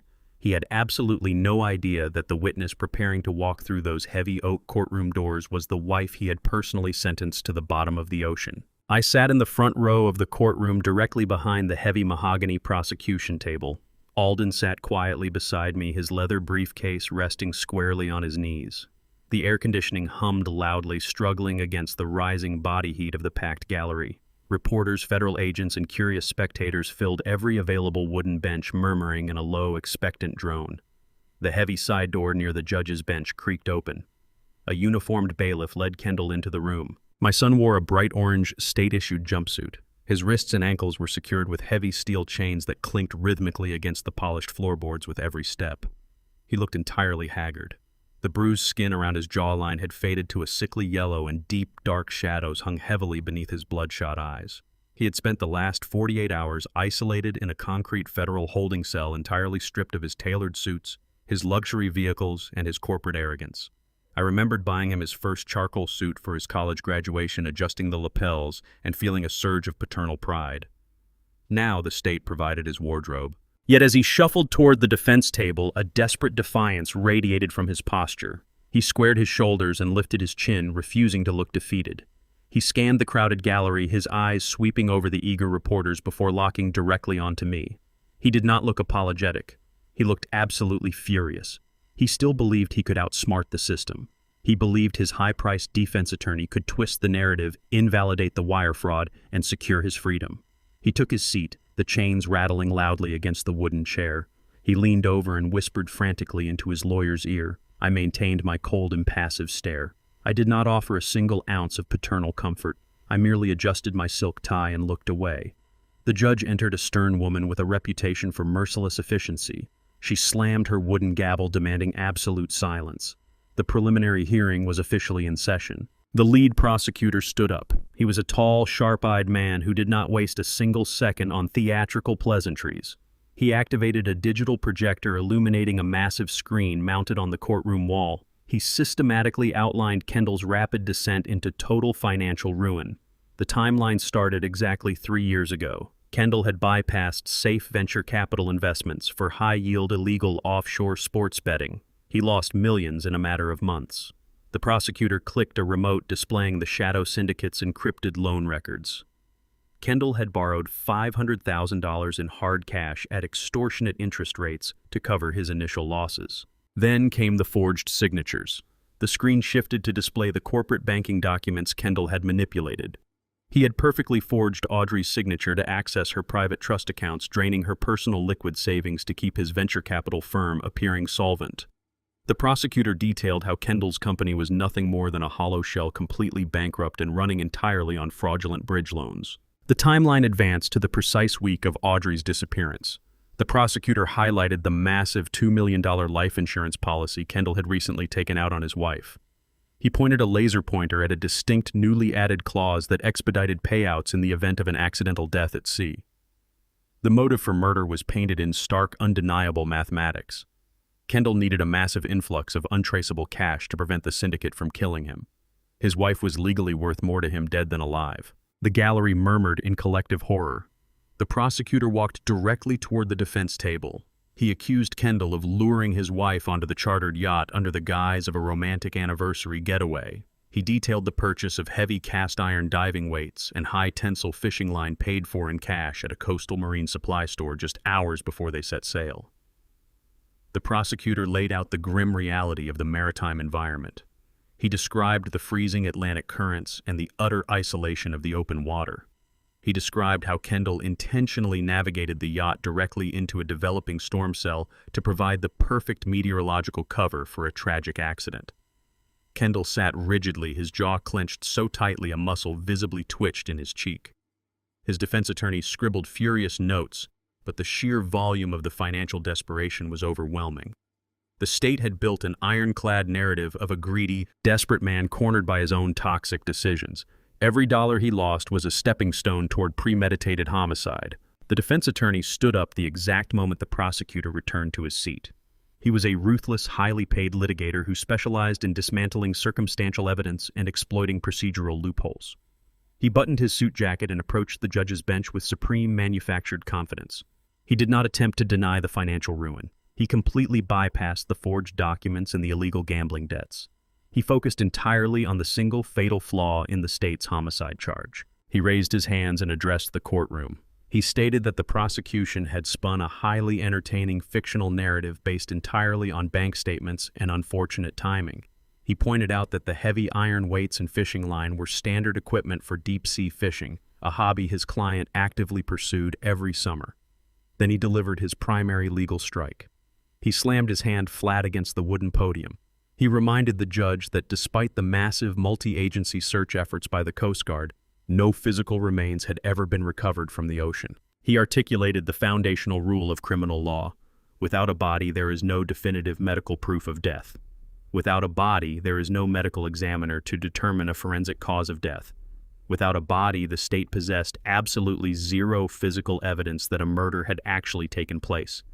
He accused the prosecution of attempting to imprison a grieving widower based on malicious assumptions and circumstantial financial stress. He formally demanded the immediate dismissal of all homicide charges. He requested that his client be released on bail to properly mourn his missing wife and fight the remaining white-collar fraud charges from home. Kendall smirked. A smug, triumphant grin spread across his bruised face. He looked at me, thoroughly convinced he had just beaten the ultimate charge. He believed the freezing ocean had permanently swallowed his sins. The lead prosecutor stood up slowly. He did not look defeated or flustered. He calmly buttoned his jacket and walked back to the center of the courtroom. He looked directly at the defense attorney and nodded in complete agreement. He addressed the judge, his voice echoing clearly across the silent gallery. He freely admitted that the state had failed to recover a body from the depths of the Atlantic Ocean. He confirmed that the Coast Guard had officially terminated their search and rescue operations 3 days ago. He agreed that prosecuting a murder trial without a corpse was traditionally an insurmountable legal hurdle. He then turned his back to the judge and faced the heavy wooden double doors at the rear of the courtroom. Kendall leaned forward in his wooden chair. His smug grin widened. He assumed the prosecution was making a desperate, pathetic attempt to salvage the hearing by calling Dr. Aris to the stand. He believed the corrupt psychiatrist was about to testify regarding his fabricated mental evaluation. The prosecutor raised his voice, shattering Kendall's fragile confidence. He announced that the state did not need a corpse to prove its case today. He stated the prosecution was ready to call its primary living witness to the stand. The heavy wooden double doors at the rear of the courtroom swung outward with a resounding, undeniable thud. The ambient noise of the gallery instantly evaporated, replaced by a suffocating absolute silence. Every head in the room turned toward the entrance. Audrey stepped across the threshold. She was not a ghost. She was not the fragile, terrified, heavily pregnant woman Kendall had dragged onto that chartered yacht 8 months ago. She was a vision of absolute, uncompromising resilience. She wore a sharply tailored navy blue suit that accentuated her immaculate posture. Her face was pale, devoid of heavy makeup, but her features were forged from hardened steel. She did not cast her eyes downward. She did not shrink under the intense glare of the federal agents, the stunned reporters, or the presiding judge. She walked down the center aisle with a slow, rhythmic, and terrifyingly purposeful stride. The sharp click of her heels against the polished hardwood floor echoed like a metronome counting down the final seconds of my son's freedom. The physical transformation was staggering. Kendall had spent the last 8 months spinning a tragic narrative of a helpless victim swallowed by a rogue wave. He had weaponized her supposed fragility to play the grieving widower. The woman walking past the wooden pews completely obliterated that fictional narrative with her mere presence. She radiated a fierce, healthy vitality. The child she had carried was no longer in her womb, physically confirming that an entire secret chapter of her life had unfolded entirely outside of Kendall's lethal control. She reached the wooden gate separating the gallery from the legal tables and paused. She did not look at the prosecutor. She did not look at the judge. Audrey turned her head slowly and locked her gaze directly onto the man sitting in the orange jumpsuit. Her eyes held no sorrow, no fear, and absolutely no mercy. She looked at Kendall with the clinical, detached judgment of an executioner arriving to fulfill a long overdue sentence. Kendall's visceral reaction was immediate and catastrophic. The smug, triumphant smirk that had plastered his bruised face only moments ago vanished as if wiped away by acid. He physically recoiled, his spine slamming violently against the hard wooden back of the defense chair. The heavy steel chains binding his wrists and ankles rattled loudly as his entire body began to tremble. The blood drained completely from his face, leaving his skin a sickly, translucent gray. He stared at Audrey with primal, unadulterated horror. His mouth opened and closed in rapid succession, but his paralyzed vocal cords refused to produce a single sound. He looked like a man witnessing the physical manifestation of his darkest, most closely guarded nightmare. His brain violently rejected the visual information it was receiving. He had meticulously secured those cast-iron weights. He had watched her sink beneath the freezing black water. He had driven the yacht away in the dark. Her survival was a statistical and physical impossibility. The shockwave radiated outward from the defense table. Kendall's highly paid, fiercely confident defense attorney completely froze mid-sentence. The expensive silver fountain pen slipped from his manicured fingers, clattering loudly against the polished mahogany table and rolling onto the floor. The foundational pillar of his entire aggressive legal strategy, the absolute absence of a body, had just walked into the room wearing a navy suit. The gallery behind me erupted into absolute chaos. Reporters scrambled out of their seats, shouting frantic questions and bumping into federal marshals. The bailiffs lunged forward to secure the perimeter. The presiding judge struck her wooden block with her heavy gavel repeatedly, her voice booming over the courtroom speakers demanding immediate order. Kendall grasped the edge of the defense table, his knuckles turning white as he tried to stand. His legs completely buckled under his own weight, refusing to support him. He collapsed back into his chair, gasping for air in short, ragged breaths. The impenetrable fortress of lies he had built to protect his inheritance and his freedom collapsed into dust right in front of his eyes. The bailiff ushered Audrey into the witness box. She placed her right hand on the Bible and swore to tell the absolute truth with a voice that rang crystal clear across the silenced courtroom. She sat down, adjusted the microphone, and leveled her gaze directly at the defense table. The lead prosecutor approached the podium and gently asked her to state her name for the official record. She complied, her tone unwavering. He then asked her to identify the man who had attempted to end her life. Audrey raised her right hand and pointed a steady accusatory index finger directly at Kendall. She did not rush her testimony. She spoke with a cold, mechanical precision that made the horrific details entirely undeniable. She recounted the final moments on the yacht. She detailed the sudden violent shift in Kendall's demeanor as he navigated the vessel directly into the path of the storm cell. She explained how he had aggressively insisted she wear oversized heavy rubber rain boots to protect herself from the crashing waves. She described the exact texture of the thick nylon fishing line he had used to bind her ankles and the terrifying weight of the cast-iron diving anchors he had attached to the knots. She recounted the sudden, brutal shove that sent her plunging into the freezing Atlantic. The courtroom hung on her every syllable as she described her descent into the crushing depths. She explained her miraculous survival with chilling clarity. The heavy iron weights had dragged her downward instantly, but the oversized rubber boots Kendall had forced upon her became his fatal miscalculation.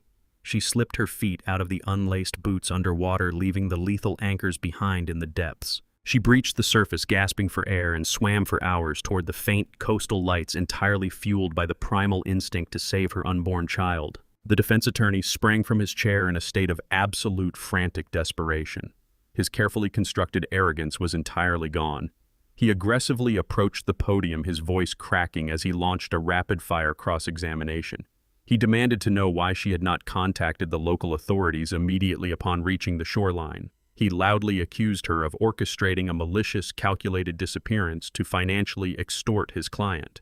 He demanded hard, verifiable proof of her whereabouts for the past 8 months, wildly insinuating that she had fabricated the entire underwater ordeal to frame Kendall for a murder that never occurred. Audrey did not flinch under the verbal assault. She leaned forward into the microphone, her eyes narrowing. She calmly stated that she needed a secure, impenetrable sanctuary to deliver her child safely far away from Kendall's lethal reach and his vast network of corrupt financial resources. The defense attorney shouted over her, demanding to know who could possibly possess the capital, the legal expertise, and the sheer audacity to finance and conceal such a massive operation for nearly a year without leaving a single digital footprint. Audrey slowly raised her hand. She pointed her index finger directly at me, sitting quietly in the front row of the gallery. The entire courtroom pivoted following the trajectory of Audrey's outstretched finger. The murmurs in the gallery escalated into a deafening roar until the judge struck her gavel with brutal force, demanding immediate silence. The lead prosecutor smoothly requested to call his next witness. I stood up from the front row and buttoned my suit jacket. I walked toward the witness box with a steady, measured stride. I did not lean on the wooden railing or show any sign of physical frailty. I placed my hand on the Bible and swore the oath with a voice that resonated clearly across the massive chamber. I took my seat and locked eyes with the defense attorney. The highly paid litigator was sweating profusely. His entire defense strategy had just been incinerated, and he was pivoting to sheer desperation. He approached the podium and launched an immediate aggressive assault on my credibility. He loudly suggested to the judge that I was a bitter, vindictive old man suffering from severe cognitive decline. He spun a hasty narrative claiming I harbored a deep, delusional grudge against my own son. He argued that I had maliciously orchestrated this elaborate theatrical display to destroy Kendall's life and seize control of his assets out of pure, spiteful senility. He paced back and forth, insisting that my testimony was the byproduct of a decaying mind holding on to paranoid fantasies. He tried to paint me as a frail, confused elder who had been easily manipulated by a scheming daughter-in-law seeking to extort a massive financial settlement.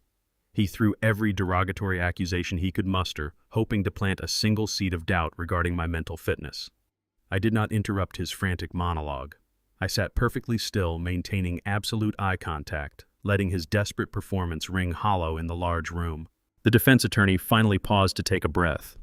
The lead prosecutor stepped forward and calmly handed me a thick, leather-bound portfolio. I opened the folder and systematically began to dismantle the defense's entire narrative of senility with sheer, undeniable data. I did not rely on emotional appeals. I produced a stack of certified legal and medical documents. I held up the official hospital intake records from the remote coastal clinic detailing Audrey's severe hypothermia and the heavy ligature marks scoring her ankles. I presented the birth certificate of my newborn grandson, proving unequivocally that Audrey had delivered a healthy child far outside Kendall's lethal reach. The defense attorney objected wildly, claiming these documents were fabricated. I ignored his shouting and produced the financial tracking records of Vanguard Holdings. I outlined the exact corporate architecture I had constructed 15 years prior. I detailed how I legally shielded my entire estate under a dual-signature trust specifically designed to neutralize Kendall's terminal greed. I provided the court with the precise, time-stamped access logs showing Kendall's frantic, desperate attempts to breach the corporate firewalls. I laid out his massive offshore gambling debts and the crippling interest rates compounding daily from the shadow syndicate. I presented the digital footprint of his wire fraud attempt, tracking the exact moment he tried to illegally leverage an estate he never owned. The prosecutor projected the Vanguard Holdings audit onto the large screen. The stark black and white numbers proved beyond a shadow of a doubt that I was not a confused old man losing his grip on reality. I was the architect of an impenetrable financial fortress. I had possessed the vast resources necessary to safely extract Audrey from the coastline, secure her a private medical facility, and fund her complete disappearance for 8 months without leaving a single trace. I explained the methodical patience required to monitor Kendall's every move while simultaneously feeding him enough rope to hang himself. The data painted a picture of absolute lucidity. The defense attorney stared at the projected audit in total silence. He slowly backed away from the podium. He realized he was not cross-examining a vulnerable victim of cognitive decline. He was facing a man who had anticipated his son's murderous betrayal and had meticulously engineered a trap that left absolutely zero room for escape. The prosecutor approached the bench and formally requested to submit one final piece of physical evidence into the official court record. He handed the judge a small digital audio recorder encased in a clear evidence bag. He stated that this device had been legally placed within my primary residence under the strict guidance of my private security consultant, Mr. Alden. The prosecutor connected the device to the courtroom audio system. He pressed the playback button. The sharp, clear sound of Kendall's voice instantly filled the silent chamber. The recording captured the exact moment Kendall stood in my hallway negotiating with the corrupt geriatric psychiatrist, Dr. Aris. The audio laid bare his demand for a fraudulent diagnosis of severe dementia. Kendall's recorded voice arrogantly promised a $50,000 bribe in unmarked cash in exchange for the fabricated medical paperwork necessary to secure a fraudulent power of attorney. The tape documented Kendall laughing as he outlined his plan to lock his own father away in a state-run facility to assume immediate total control of the estate. The recording echoed off the high vaulted ceilings, stripping away the absolute last shred of Kendall's dignity. The entire gallery sat in stunned silence. The defense attorney covered his face with his hands, realizing his client was guilty of premeditated fraud, elder abuse, and attempted murder. Kendall sat frozen at the defense table. His breathing became shallow and erratic. He looked around the courtroom, realizing every single person in the room heard the absolute truth of his monstrous betrayal. The audio recording proved he was not a victim of circumstance. He was a cold, calculating predator who had systematically targeted his own family for financial gain. The final piece of the trap had snapped shut with devastating finality. The judge slammed her heavy wooden gavel against the sounding block with a sharp crack that jolted the room. She glared down at the defense table with absolute disgust. She stated firmly that she had heard more than enough to make her ruling. She formally denied the motion for bail, citing Kendall as an extreme flight risk and an active danger to his family. She declared the evidence of premeditated murder, extensive financial fraud, and witness tampering to be overwhelmingly conclusive. She officially remanded Kendall to federal custody pending a full criminal trial. The reality of his complete destruction finally registered in Kendall's mind. A primal sound of blind rage tore from his throat. He lunged forward with sudden violent force. He swept his chained arms across the defense table, sending heavy legal binders, water pitchers, and laptop computers crashing to the floor. He strained against the heavy chains, screaming incoherently at his lawyer and the judge. 3 federal marshals immediately tackled him from behind. They forced him face down into the scattered paperwork, pressing their knees into his spine. His desperate screams echoed through the courtroom as they dragged him away. The heavy oak doors of the courtroom swung shut, muffling the chaotic sounds of Kendall's violent struggle against the federal marshals. I placed a steady hand on Audrey's shoulder and guided her through the quiet interior corridors of the federal building. She moved with the same sharp, unwavering determination that had just dismantled my son's entire fabricated reality. Mr. Alden walked a half-step ahead of us, his leather portfolio firmly tucked under his arm. He pushed open the heavy glass exit doors, instantly exposing us to the blinding glare of the afternoon sun and a relentless barrage of camera flashes. The local and national press had completely swarmed the courthouse steps. Dozens of reporters shoved microphones toward our faces, shouting overlapping questions about the miraculous resurrection of the missing wife and the impending federal imprisonment of a prominent venture capitalist. I maintained my cold, impassive stare. I did not offer a single word to the hungry media. I did not slow my pace to entertain their frantic inquiries about my son's public downfall or the absolute collapse of his financial empire. I simply positioned my body between the flashing cameras and Audrey, acting as a physical shield against the chaotic spectacle. She had endured enough trauma at the hands of my family. She did not need to be paraded as a spectacle for the evening news. Alden expertly navigated the sea of journalists, carving a clear path down the concrete stairs toward a sleek black town car waiting at the curb. The engine was already idling. Alden opened the rear passenger door and gestured for Audrey to step inside. I followed her into the quiet, climate-controlled sanctuary of the vehicle, slamming the heavy door shut against the deafening noise of the crowd. Alden took the driver's seat and merged the town car smoothly into the dense downtown traffic, leaving the media frenzy entirely behind us.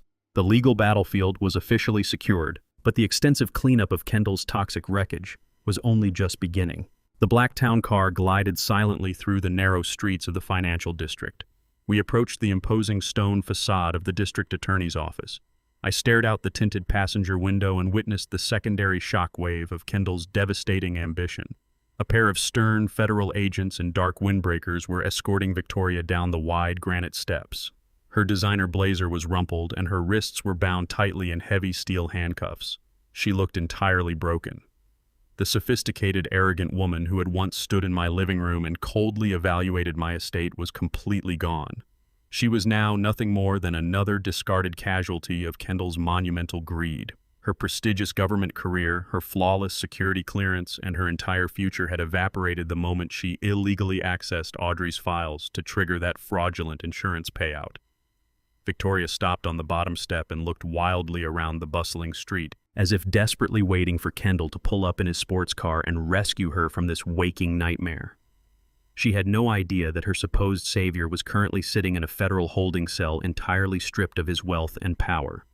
The federal agents did not afford her any time for tearful reflection. They placed a heavy hand on her shoulder and forced her into the back of an unmarked government transport vehicle. I watched the door slam shut, permanently sealing her fate. She would spend the next decade in a federal penitentiary, paying the ultimate price for choosing blind ambition over basic human decency. I turned away from the window and settled back against the leather seat. I felt absolutely no pity for her. She had willingly participated in a conspiracy to erase my legacy and profit from a murdered woman's trust fund. Her swift, brutal downfall was merely the necessary execution of absolute justice. The toxic network my son had built to facilitate his crimes was being systematically dismantled piece by piece. Alden kept his eyes fixed on the heavy city traffic while reaching into his trenchcoat pocket. He pulled out a sterile, untraceable burner phone. He did not ask for my permission to make the call. We had meticulously planned this specific financial maneuver months ago, anticipating the exact moment Kendall's empire would finally collapse. Alden dialed a heavily encrypted international number and waited for the shadow syndicate to answer. He spoke with a quiet, icy authority that commanded immediate respect even from the criminal underworld. He informed the violent enforcers that Kendall was permanently locked in federal custody and their $500,000 cash debt would never be repaid through traditional banking channels. The voice on the other end of the line growled a dark physical threat, promising to extract their payment in blood. Alden smoothly cut the man off. He provided the syndicate with a highly complex 32-character alphanumeric sequence. It was the exact access key to Kendall's deeply hidden offshore cryptocurrency wallet. My son had arrogantly believed this digital stash was completely invisible to my auditors. He had skimmed those emergency funds for years, planning to use them as his ultimate getaway parachute. Alden explained that the digital wallet contained exactly $600,000 in untraceable digital assets. It was enough to settle Kendall's monumental debt and compensate the syndicate for their trouble. Alden snapped the burner phone in half and tossed the broken pieces into a passing garbage truck as we stopped at a red light. The transaction was complete. The violent loan sharks got their money, and Kendall's absolute last financial lifeline was thoroughly and permanently severed. He would enter federal prison with absolutely nothing to his name. The town car finally pulled into the long, curving driveway of my historic estate. The afternoon sun cast long shadows across the manicured lawn. I thanked Alden for his flawless execution of the strategy and stepped out of the vehicle. I walked up the wide brick steps toward the grand entryway, expecting the familiar, quiet sanctuary of my home. I stopped dead in my tracks. The heavy mahogany front door was slightly ajar. The brass lock had been violently shattered, leaving splintered wood scattered across the welcome mat. I pushed the door open and stepped into the foyer. The interior of my home had been completely devastated. The Shadow Syndicate's enforcers had clearly ransacked the property looking for Kendall or the missing cash before Alden had transferred the digital funds. Antique vases were smashed against the imported marble floor. The silk curtains were torn from their fixtures and the antique wooden furniture was overturned and fractured. I stood in the center of the ruined hallway surveying the massive destruction Kendall's toxic lifestyle had brought into my sacred space. I did not feel defeated. I took a slow, deep breath of the stale air. The cancerous infection had finally been excised from my family tree. The house was broken, but the foundation remained perfectly solid. It was time to rebuild. I stepped carefully over the threshold into the ruined foyer. The syndicate enforcers had completely decimated the entryway in their frantic search for Kendall. My antique grandfather clock lay shattered on the hardwood floor. The heavy brass pendulum was bent and twisted beyond recognition. I walked slowly into the primary living area. The heavy silk curtains hung in shredded ribbons from the bent brass rods. The imported Italian leather sofas were slashed open. White stuffing spilled out onto the imported rugs like freshly fallen snow. I heard the crunch of shattered crystal beneath the soles of my shoes. They had swept the entire contents of the mantel onto the ground. The framed photographs of Kendall's childhood were stomped into unrecognizable shards. I stood in the center of the devastation and realized a profound truth. I felt absolutely no attachment to any of these broken items. They were merely physical objects tethered to a manufactured past. For 15 years, I had carefully preserved this environment as a monument to a family that simply did not exist. The violent destruction of my living room was not a tragedy. It was a mandatory demolition. The loan sharks had inadvertently performed the physical manifestation of Kendall's emotional wreckage. They had stripped the facade entirely bare. I walked over the mutilated cushions and the broken porcelain without shedding a single tear. I did not mourn the loss of the expensive artwork or the antique side tables. I merely evaluated the dimensions of the room. The structural integrity of the walls remained absolutely solid. The foundation of the estate was completely uncompromised. The superficial damage could easily be swept away. I pulled my mobile phone from my pocket and navigated to my contacts list. The era of silent endurance was officially over. It was time to begin the physical purification of my home. I contacted a premium crisis restoration agency that specialized in immediate high-end property recovery. Their fleet of unmarked black vans arrived in my circular driveway less than 2 hours later. A team of 20 professionals wearing pristine uniforms marched into the estate carrying industrial equipment. I instructed the shift supervisor to completely gut the interior decor. I ordered them to remove every single trace of Kendall's existence from the property. They worked with relentless military efficiency. Heavy-duty trash bins were wheeled through the grand double doors. The crew systematically loaded the shredded leather sofas and the ruined antique tables into the bins. They hauled the broken grandfather clock away and tore down the remaining strips of silk curtains. I stood in the kitchen drinking a cup of hot black tea while the chaotic sounds of demolition echoed through the wide hallways. I directed a specialized unit to Kendall's former bedroom suite. I explicitly told them to empty the closet and clear the drawers. Every tailored suit, every pair of designer shoes, and every piece of expensive cologne was tossed unceremoniously into heavy black plastic bags. The cleaners scrubbed the hardwood floors with industrial solvents. They washed the walls and polished the remaining intact windows until the glass sparkled in the afternoon sun. The suffocating scent of my son's toxic ambition was chemically neutralized and permanently erased from the air. The heavy mahogany dining table was hauled away and replaced the very next day with a simple modern oak piece. The oppressive antique artwork was discarded. The estate felt incredibly light and breathable. I walked through the empty, echoing corridors, experiencing a brilliant sense of renewal. The physical extraction of Kendall's belongings mirrored the legal extraction of his influence over my life. The cleaning crew hauled the final load of garbage bags out to their waiting disposal trucks. They drove away, leaving behind an immaculate blank slate. The house was entirely purged of its poisonous past. I stood alone in the center of the massive living room.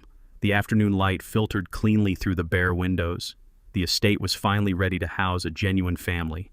The chime of the newly installed front doorbell echoed cheerfully through the spotless hallway. I opened the door to find Mr. Alden standing on the porch holding a thick leather portfolio. Audrey stood right beside him, holding her healthy infant son tightly against her chest. I stepped aside and warmly welcomed them into the purified estate. We walked into the grand dining room and sat around the brand new oak table. Alden unclasped the portfolio and spread a series of pristine legal documents across the smooth wood. These were the finalized, irrevocable trust agreements. Alden had meticulously structured the Vanguard Holdings corporate architecture to permanently bypass Kendall's bloodline. He created a direct financial bridge securing the generational wealth exclusively for Audrey and her newborn child. Audrey read through the complex legal terminology with sharp, focused eyes. She understood the absolute necessity of this protective armor. Kendall's shadow lenders and his pending federal restitution orders would aggressively seek any vulnerable assets. Alden's brilliant legal maneuvering completely insulated the child's future from his father's catastrophic liabilities. The trust was entirely bulletproof. Audrey picked up a heavy silver pen provided by the attorney. She signed her name on the dotted line with a smooth, confident stroke. She legally accepted her position as the primary executor of her son's secured legacy. The transfer was officially sealed. I looked at the sleeping infant in her arms. He would never know the toxic manipulation that nearly erased his existence. He would grow up entirely shielded from the darkness of his father's immense greed. The legacy I had spent 40 years building was finally placed in deserving hands. I walked to the end of the long driveway the following morning to retrieve the Daily Mail. The morning air was crisp and completely devoid of tension. I sifted through the standard utility bills and local advertisements. My hands stopped moving when I reached a thin, crumpled envelope at the bottom of the stack. It lacked a standard return address. A stark black ink stamp sat heavily across the top right corner, indicating it originated directly from the federal penitentiary sorting facility. I recognized the frantic, slanted handwriting immediately. It was from Kendall. The envelope felt incredibly light compared to the heavy emotional burden he used to force upon my shoulders. I carried the letter back to the kitchen counter. I slid my thumb under the paper flap and pulled out a single-line sheet. The text was erratic and completely desperate. The arrogant venture capitalist was gone. The letter contained a pathetic, sprawling plea begging me to arrange an immediate visit to the maximum security visitation room. He desperately needed to explain his actions. He insisted he had a completely rational explanation for the horrors he had orchestrated. The drive to the maximum security federal penitentiary took exactly 2 hours. I parked my vehicle in the desolate visitor lot and processed through the intense, methodical security checkpoints. The heavy steel doors locked behind me with a resounding metallic finality. A uniformed guard directed me down a long, sterile corridor smelling faintly of industrial bleach and floor wax. I entered a small concrete room partitioned by a thick slab of reinforced, smudged acrylic glass. I took my seat in the hard plastic chair and waited in the absolute silence under the harsh glare of fluorescent lights. The heavy door on the opposite side of the glass buzzed and swung inward. A correctional officer escorted Kendall into the booth. I barely recognized the man sitting across from me. He looked as though he had aged a full decade in a matter of a few short weeks. The bright orange state-issued uniform hung loosely from his rapidly depleting frame, a stark and humiliating contrast to the bespoke Italian suits he used to wear like armor. The immaculate, expensive haircut he once obsessed over was shorn close to his scalp, revealing deep patches of gray and thinning hair. His skin was pale, deeply lined, and completely stripped of the artificial vitality that high-end spas and luxury vacations had once provided. He slumped into the metal chair, his shoulders rounded and entirely defeated. He picked up the heavy black telephone receiver with trembling, shackled hands. The steel chains clinked against the counter. I lifted my own receiver and held it to my ear. I did not offer a greeting. I merely stared through the thick glass, observing the total physical and psychological collapse of the venture capitalist who had arrogantly attempted to orchestrate my murder. The stark, undeniable reality of federal incarceration had completely crushed his manufactured persona. He was no longer a predator. He was simply a caged, broken animal facing the absolute consequences of his terminal greed. Kendall pressed the receiver against his ear.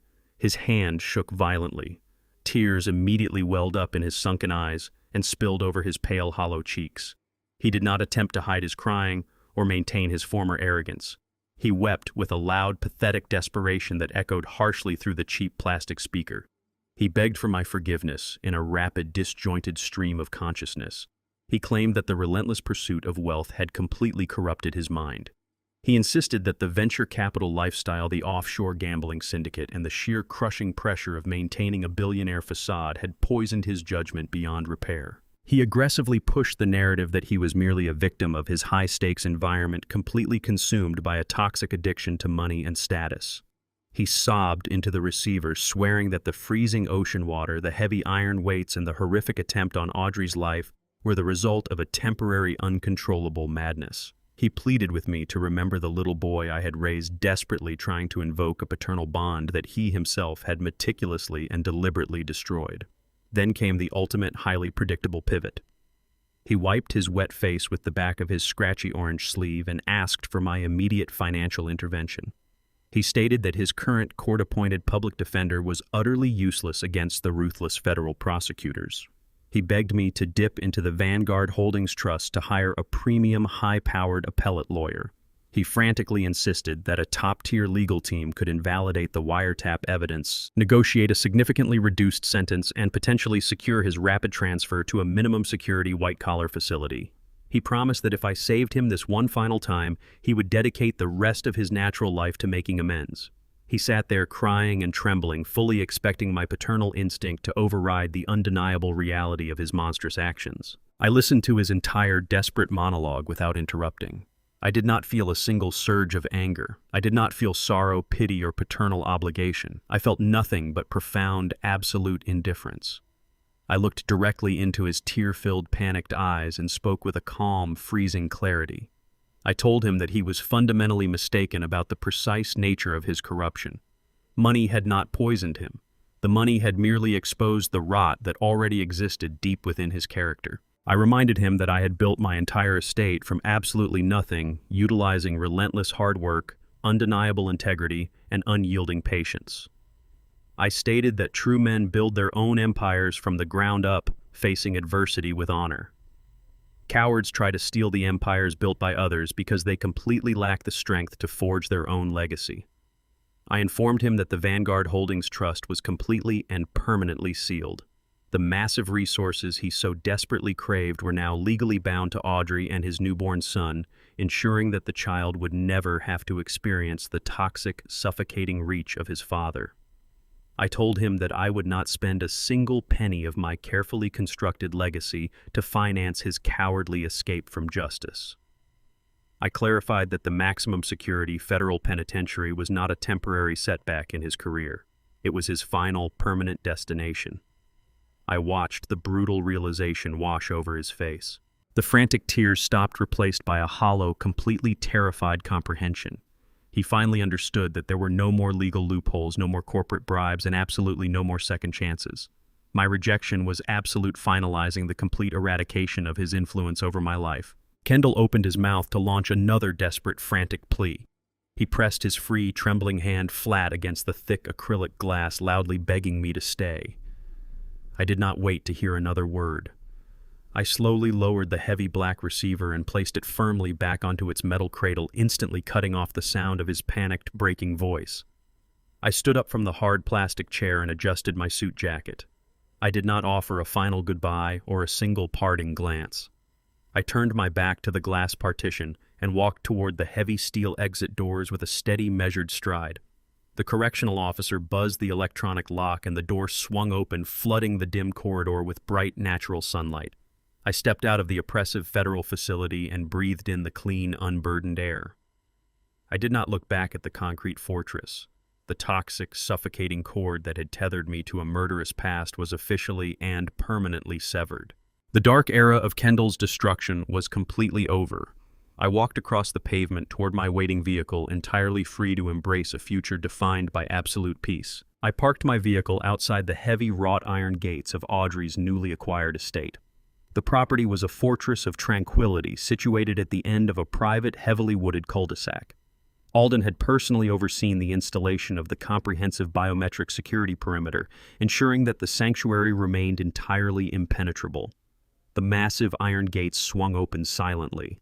I drove up the winding, crushed stone driveway and parked near the grand entrance. Audrey stood waiting on the wide wraparound porch. She looked vibrant and deeply anchored, holding her infant son securely against her chest. She greeted me with a warm, genuine smile that had completely replaced the lingering shadows of her past trauma. We walked together into the sunlit living room. The space was bright open and completely devoid of the suffocating tension that had defined her previous life. Audrey carefully transferred the sleeping infant into my arms. I looked down at the tiny, perfect features of my grandson. He possessed the absolute innocence of a completely clean slate. His breathing was soft and rhythmic against my chest. Holding him, I felt a profound sense of generational redemption. The toxic parasitic bloodline that had manifested in Kendall stopped entirely at the prison walls. This child would not inherit the poisoned ambition or the ruthless greed that had nearly destroyed our family. He would be raised with clarity, honor, and absolute transparency. He was the living embodiment of a future insulated from betrayal. I adjusted the soft woven blanket wrapped around him, feeling the steady, reassuring warmth of his small body. The heavy burden I had carried for the past year dissolved completely in that quiet room. We had survived the storm, and the shoreline we finally reached was safe and secure. The transition of Vanguard Holdings required a meticulous, highly structured transfer of power. I did not want Audrey to simply inherit an opaque financial empire. I wanted her to command it with absolute authority. We transformed my spacious home office into a rigorous, operational command center. Twice a week, we sat across the heavy oak desk dissecting the labyrinthine architecture of commercial real estate. I opened the sealed corporate ledgers and walked her through decades of complex property acquisitions, zoning regulations, and high-yield asset management. Audrey absorbed the intricate data with astonishing speed. She possessed a naturally brilliant analytical mind that stood in stark contrast to Kendall's reckless, ego-driven approach to finance. Where he had always sought the quickest, most dangerous route to unearned wealth, she demonstrated relentless patience and a deeply ingrained respect for sustainable growth. I handed her a thick dossier outlining a pending commercial acquisition in the downtown district. I instructed her to evaluate the risk parameters and identify any structural liabilities in the contract. She reviewed the highly technical document silently for 20 minutes. When she finally spoke, she did not just identify the obvious zoning restrictions. She completely deconstructed the seller's hidden debt ratios, pointing out a deliberately obscured tax lien that my senior analysts had nearly missed entirely. She recommended a firm, uncompromising counteroffer that would leverage the seller's desperation while legally protecting our initial capital. I leaned back in my leather chair, profoundly impressed. She scrutinized every balance sheet and cross-referenced every appraisal, refusing to accept any metric at face value. I watched her confidently dismantle a flawed investment proposal, her voice steady and commanding. The empire was safe in her capable hands. She was not merely learning the family business. She was actively elevating it. I realized with absolute certainty that Vanguard Holdings was no longer a monument to my past survival. It was a dynamic, evolving weapon for her future. We spent hours running complex fiscal simulations, analyzing market fluctuations, and streamlining the operational efficiency of the trust. I taught her how to recognize the subtle, deceptive maneuvers of corporate predators and how to neutralize them with cold, calculated precision. Audrey embraced the rigorous mentorship without a single complaint. She recognized that this financial education was her ultimate armor. She was methodically transforming herself into the uncompromising architect of her own destiny, guaranteeing that her son's legacy would be governed by a brilliant, unyielding matriarch. The brutal reality of my son's attempted extortion left a permanent mark on my conscience. I understood that my survival was largely predicated on my vast financial resources and my ability to hire exceptional allies like Alden. The vast majority of aging individuals targeted by their own families possessed no such impenetrable defenses. I decided to convert my private victory into a public shield. I allocated a substantial portion of the Vanguard Holdings liquid capital to establish a comprehensive legal and financial defense initiative. The foundation was specifically engineered to protect elderly individuals facing systematic financial abuse from predatory relatives. I leased a secure commercial building in the city center and staffed it with aggressive, highly specialized attorneys, forensic accountants, and dedicated social workers. We offered immediate, free intervention for seniors whose bank accounts were being drained or whose property deeds were being fraudulently altered by their own children. The initiative aggressively pursued legal injunctions, froze compromised assets, and provided secure housing for those in immediate physical danger. I personally reviewed the intake files every Friday morning. The patterns of deceit were always agonizingly familiar. Children forging signatures, isolating their parents from lifelong friends, and weaponizing medical diagnoses to seize control of generational wealth. Our legal team struck back with merciless efficiency. We dismantled fraudulent power of attorney documents and forced ruthless perpetrators to face severe criminal prosecution. I did not seek public recognition or media accolades for the foundation. The work was entirely personal. Every time our attorneys successfully restored a stolen home or recovered a drained retirement fund, I felt a deep, validating resonance. I had weaponized my wealth to disrupt the exact same toxic greed that had infected my own family tree. An entire year passed since the heavy federal courthouse doors had slammed shut on my son's freedom. The changing seasons had slowly washed away the lingering residue of the conflict. The deep, jagged scars of Kendall's monumental betrayal had gradually faded, hardening into a quiet, impenetrable wisdom. I sat in my favorite armchair by the large bay window, watching the autumn leaves drift slowly across the manicured lawn. The heavy, suffocating paranoia that had once dictated my every movement was completely gone. My home was perfectly quiet, but it was no longer the deafening, isolated silence of a man bracing for an inevitable attack. It was a comfortable, earned tranquility. I rested my hand on the polished armrest and listened to the steady, reassuring ticking of the newly restored antique clock in the foyer. The estate felt entirely alive, grounded by the unbreakable bonds I had forged with Audrey and my growing grandson. We had successfully purged the poison from our bloodline and built an absolute fortress upon the ruins. The shadows of the past had finally surrendered to the light. I closed my eyes and simply breathed, entirely at peace with the legacy I was leaving behind. The first rays of dawn pierced the heavy silk curtains of my bedroom, casting long, sharp geometric shadows across the polished hardwood floor. I did not wake with the sudden gasping panic that had plagued my sleep for the past year. I opened my eyes to absolute stillness. The crushing weight of constant vigilance had entirely evaporated, leaving behind a profound and permanent physical lightness. I threw back the heavy linen duvet and stepped out of bed, my bare feet finding the cold, grounding surface of the floorboards. I walked into the expansive walk-in closet and completely bypassed the casual modern attire Kendall had frequently criticized as outdated. I reached for my favorite vintage three-piece charcoal suit. The fabric was heavy, woven with uncompromising craftsmanship that had easily withstood decades of changing trends. I buttoned the crisp white cotton shirt and adjusted the silk tie with methodical precision, staring at my reflection in the full-length mirror. The man looking back was not the fragile, obsolete burden my son had attempted to fabricate. He was the undisputed architect of his own enduring reality. I slipped my gold pocket watch into the vest pocket, feeling the reassuring weight of time finally working in my favor. I exited the master suite and descended the grand, sweeping staircase.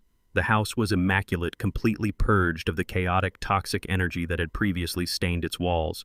I entered the newly remodeled kitchen, the undisputed heart of the estate. I retrieved a bag of dark, robust coffee beans and ground them with a heavy mechanical grinder. I poured the rich, dark powder into the French press and added boiling water, letting the intense, earthy aroma fill the massive room. I pressed the plunger down slowly, feeling the satisfying physical resistance. I poured the steaming black liquid into a thick ceramic mug. The heat radiated through the porcelain, warming my hands instantly. I took my first measured sip. The bitter, uncompromising flavor grounded me entirely in the present moment. The morning routine was no longer a desperate preparation for battle. It was a quiet daily celebration of absolute victory. The sharp ring of my secure mobile phone broke the morning silence exactly at 7. I set my ceramic mug on the granite countertop and answered the call. Alden's voice came through the encrypted line, crisp and entirely professional. He did not waste time with hollow pleasantries. He immediately launched into the comprehensive quarterly financial reports for Vanguard Holdings. The numbers he recited were nothing short of extraordinary. The commercial real estate acquisitions Audrey had aggressively negotiated last month had already closed, securing a massive influx of prime, high-yield assets in the downtown financial sector. Alden detailed the complete restructuring of our internal investment portfolios. He confirmed that the toxic, high-risk capital ventures Kendall had recklessly initiated before his downfall had been entirely liquidated. We had absorbed the minor initial losses and redirected the capital into rock-solid, long-term infrastructural developments. The profit margins for the current fiscal quarter had exceeded our most optimistic projections by 22%. The trust was not merely surviving the violent extraction of its former heir, it was experiencing an unprecedented, aggressive expansion. Alden explained that the major financial institutions that had previously distanced themselves due to Kendall's erratic, highly publicized behavior were now actively seeking our business again. Our market credibility was completely restored. I listened to his meticulous breakdown of the asset allocation, feeling a deep, resonating satisfaction. Vanguard Holdings possessed a structural integrity that was now absolutely bulletproof. The dual signature protocols and the impenetrable trust architecture we had established ensured that the generational wealth was permanently insulated from external predators and internal corruption. Audrey was proving to be a brilliant, ruthlessly effective operational director, managing the sprawling empire with a cold analytical precision that Kendall had fundamentally lacked. Alden paused his briefing, allowing the sheer magnitude of the financial data to settle. He confirmed that all legal fees and federal restitution payments regarding Kendall's criminal trial had been fully settled by external liquidators entirely independent of our corporate accounts. Vanguard Holdings did not bleed a single unauthorized dollar. I thanked Alden for his exceptional operational oversight and terminated the call. I picked up my coffee mug and walked slowly toward the heavy glass doors leading to the rear of the estate. I pushed them open and stepped out onto the expansive stone-paved porch. The crisp morning air brushed against my face.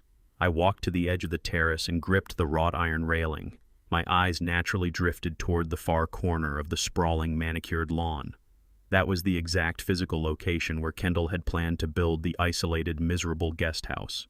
It was the precise patch of dirt where he had intended to permanently exile me, effectively burying me alive on my own property, while he systematically drained my life's work.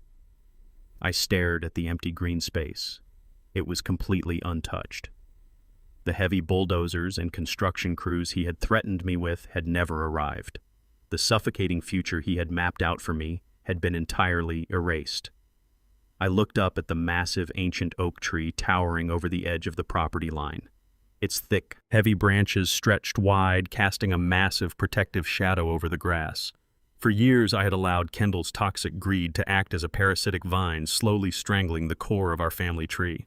I had mistakenly believed that unconditional paternal love required endless self-destructive sacrifice. I realized now with absolute clarity that protecting the core required decisive, brutal action. Severing Kendall from the estate was not an act of malice. It was a mandatory botanical intervention. You cannot save a dying tree by nurturing a diseased limb. You must amputate the infection entirely to allow the healthy wood to breathe. Pruning the dead, rotting branch had not weakened the family structure. It had saved the entire root system, allowing the remaining canopy to violently thrive. I stood on the quiet porch, fully absorbing the profound stillness of the restored estate. I had spent decades building this sanctuary only to watch it nearly fall to arrogant entitlement and loud, aggressive manipulation. Kendall had believed that power was measured by expensive suits, screaming demands, and the sheer volume of his intimidation. He was fundamentally wrong. True power does not scream. True power does not need to throw violent tantrums or shatter glass to prove its existence. True power remains perfectly silent. It patiently observes the shifting landscape. It calculates the precise structural weaknesses of its enemies. It methodically plans a flawless counteroffensive, and then it executes that plan with cold, absolute devastation. The legacy of Grover Tillman was no longer in jeopardy. It was firmly anchored, secured by the brilliant minds of the women who had survived the inferno with me. The generational wealth would protect my grandson, funding a future built entirely on honor and intelligence. I raised the thick ceramic mug to my lips. I took a final deep sip of the dark, bitter coffee. The silent adjustment was finally permanently complete. True family is never defined merely by shared bloodlines or obligatory inheritance. It is forged entirely through mutual respect, absolute transparency, and unyielding loyalty during the darkest storms. Unconditional love should never require the sacrifice of your own dignity or the destruction of your life's work to pacify a toxic relative. Establishing firm boundaries is not an act of cruelty. It is the ultimate mechanism for self-preservation. Wealth amplifies character, but it cannot create it. When you finally stop financing your own demise, you discover the profound freedom of building a legacy grounded in pure honor rather than manufactured guilt. If Grover's journey of reclaiming his power and protecting his legacy resonated with you, please share your thoughts in the comments below. Have you ever had to draw a hard line with a toxic family member to protect your own peace? Subscribe to our channel for more stories of quiet strength, ultimate redemption, and unyielding justice. Hit the notification bell so you never miss an update.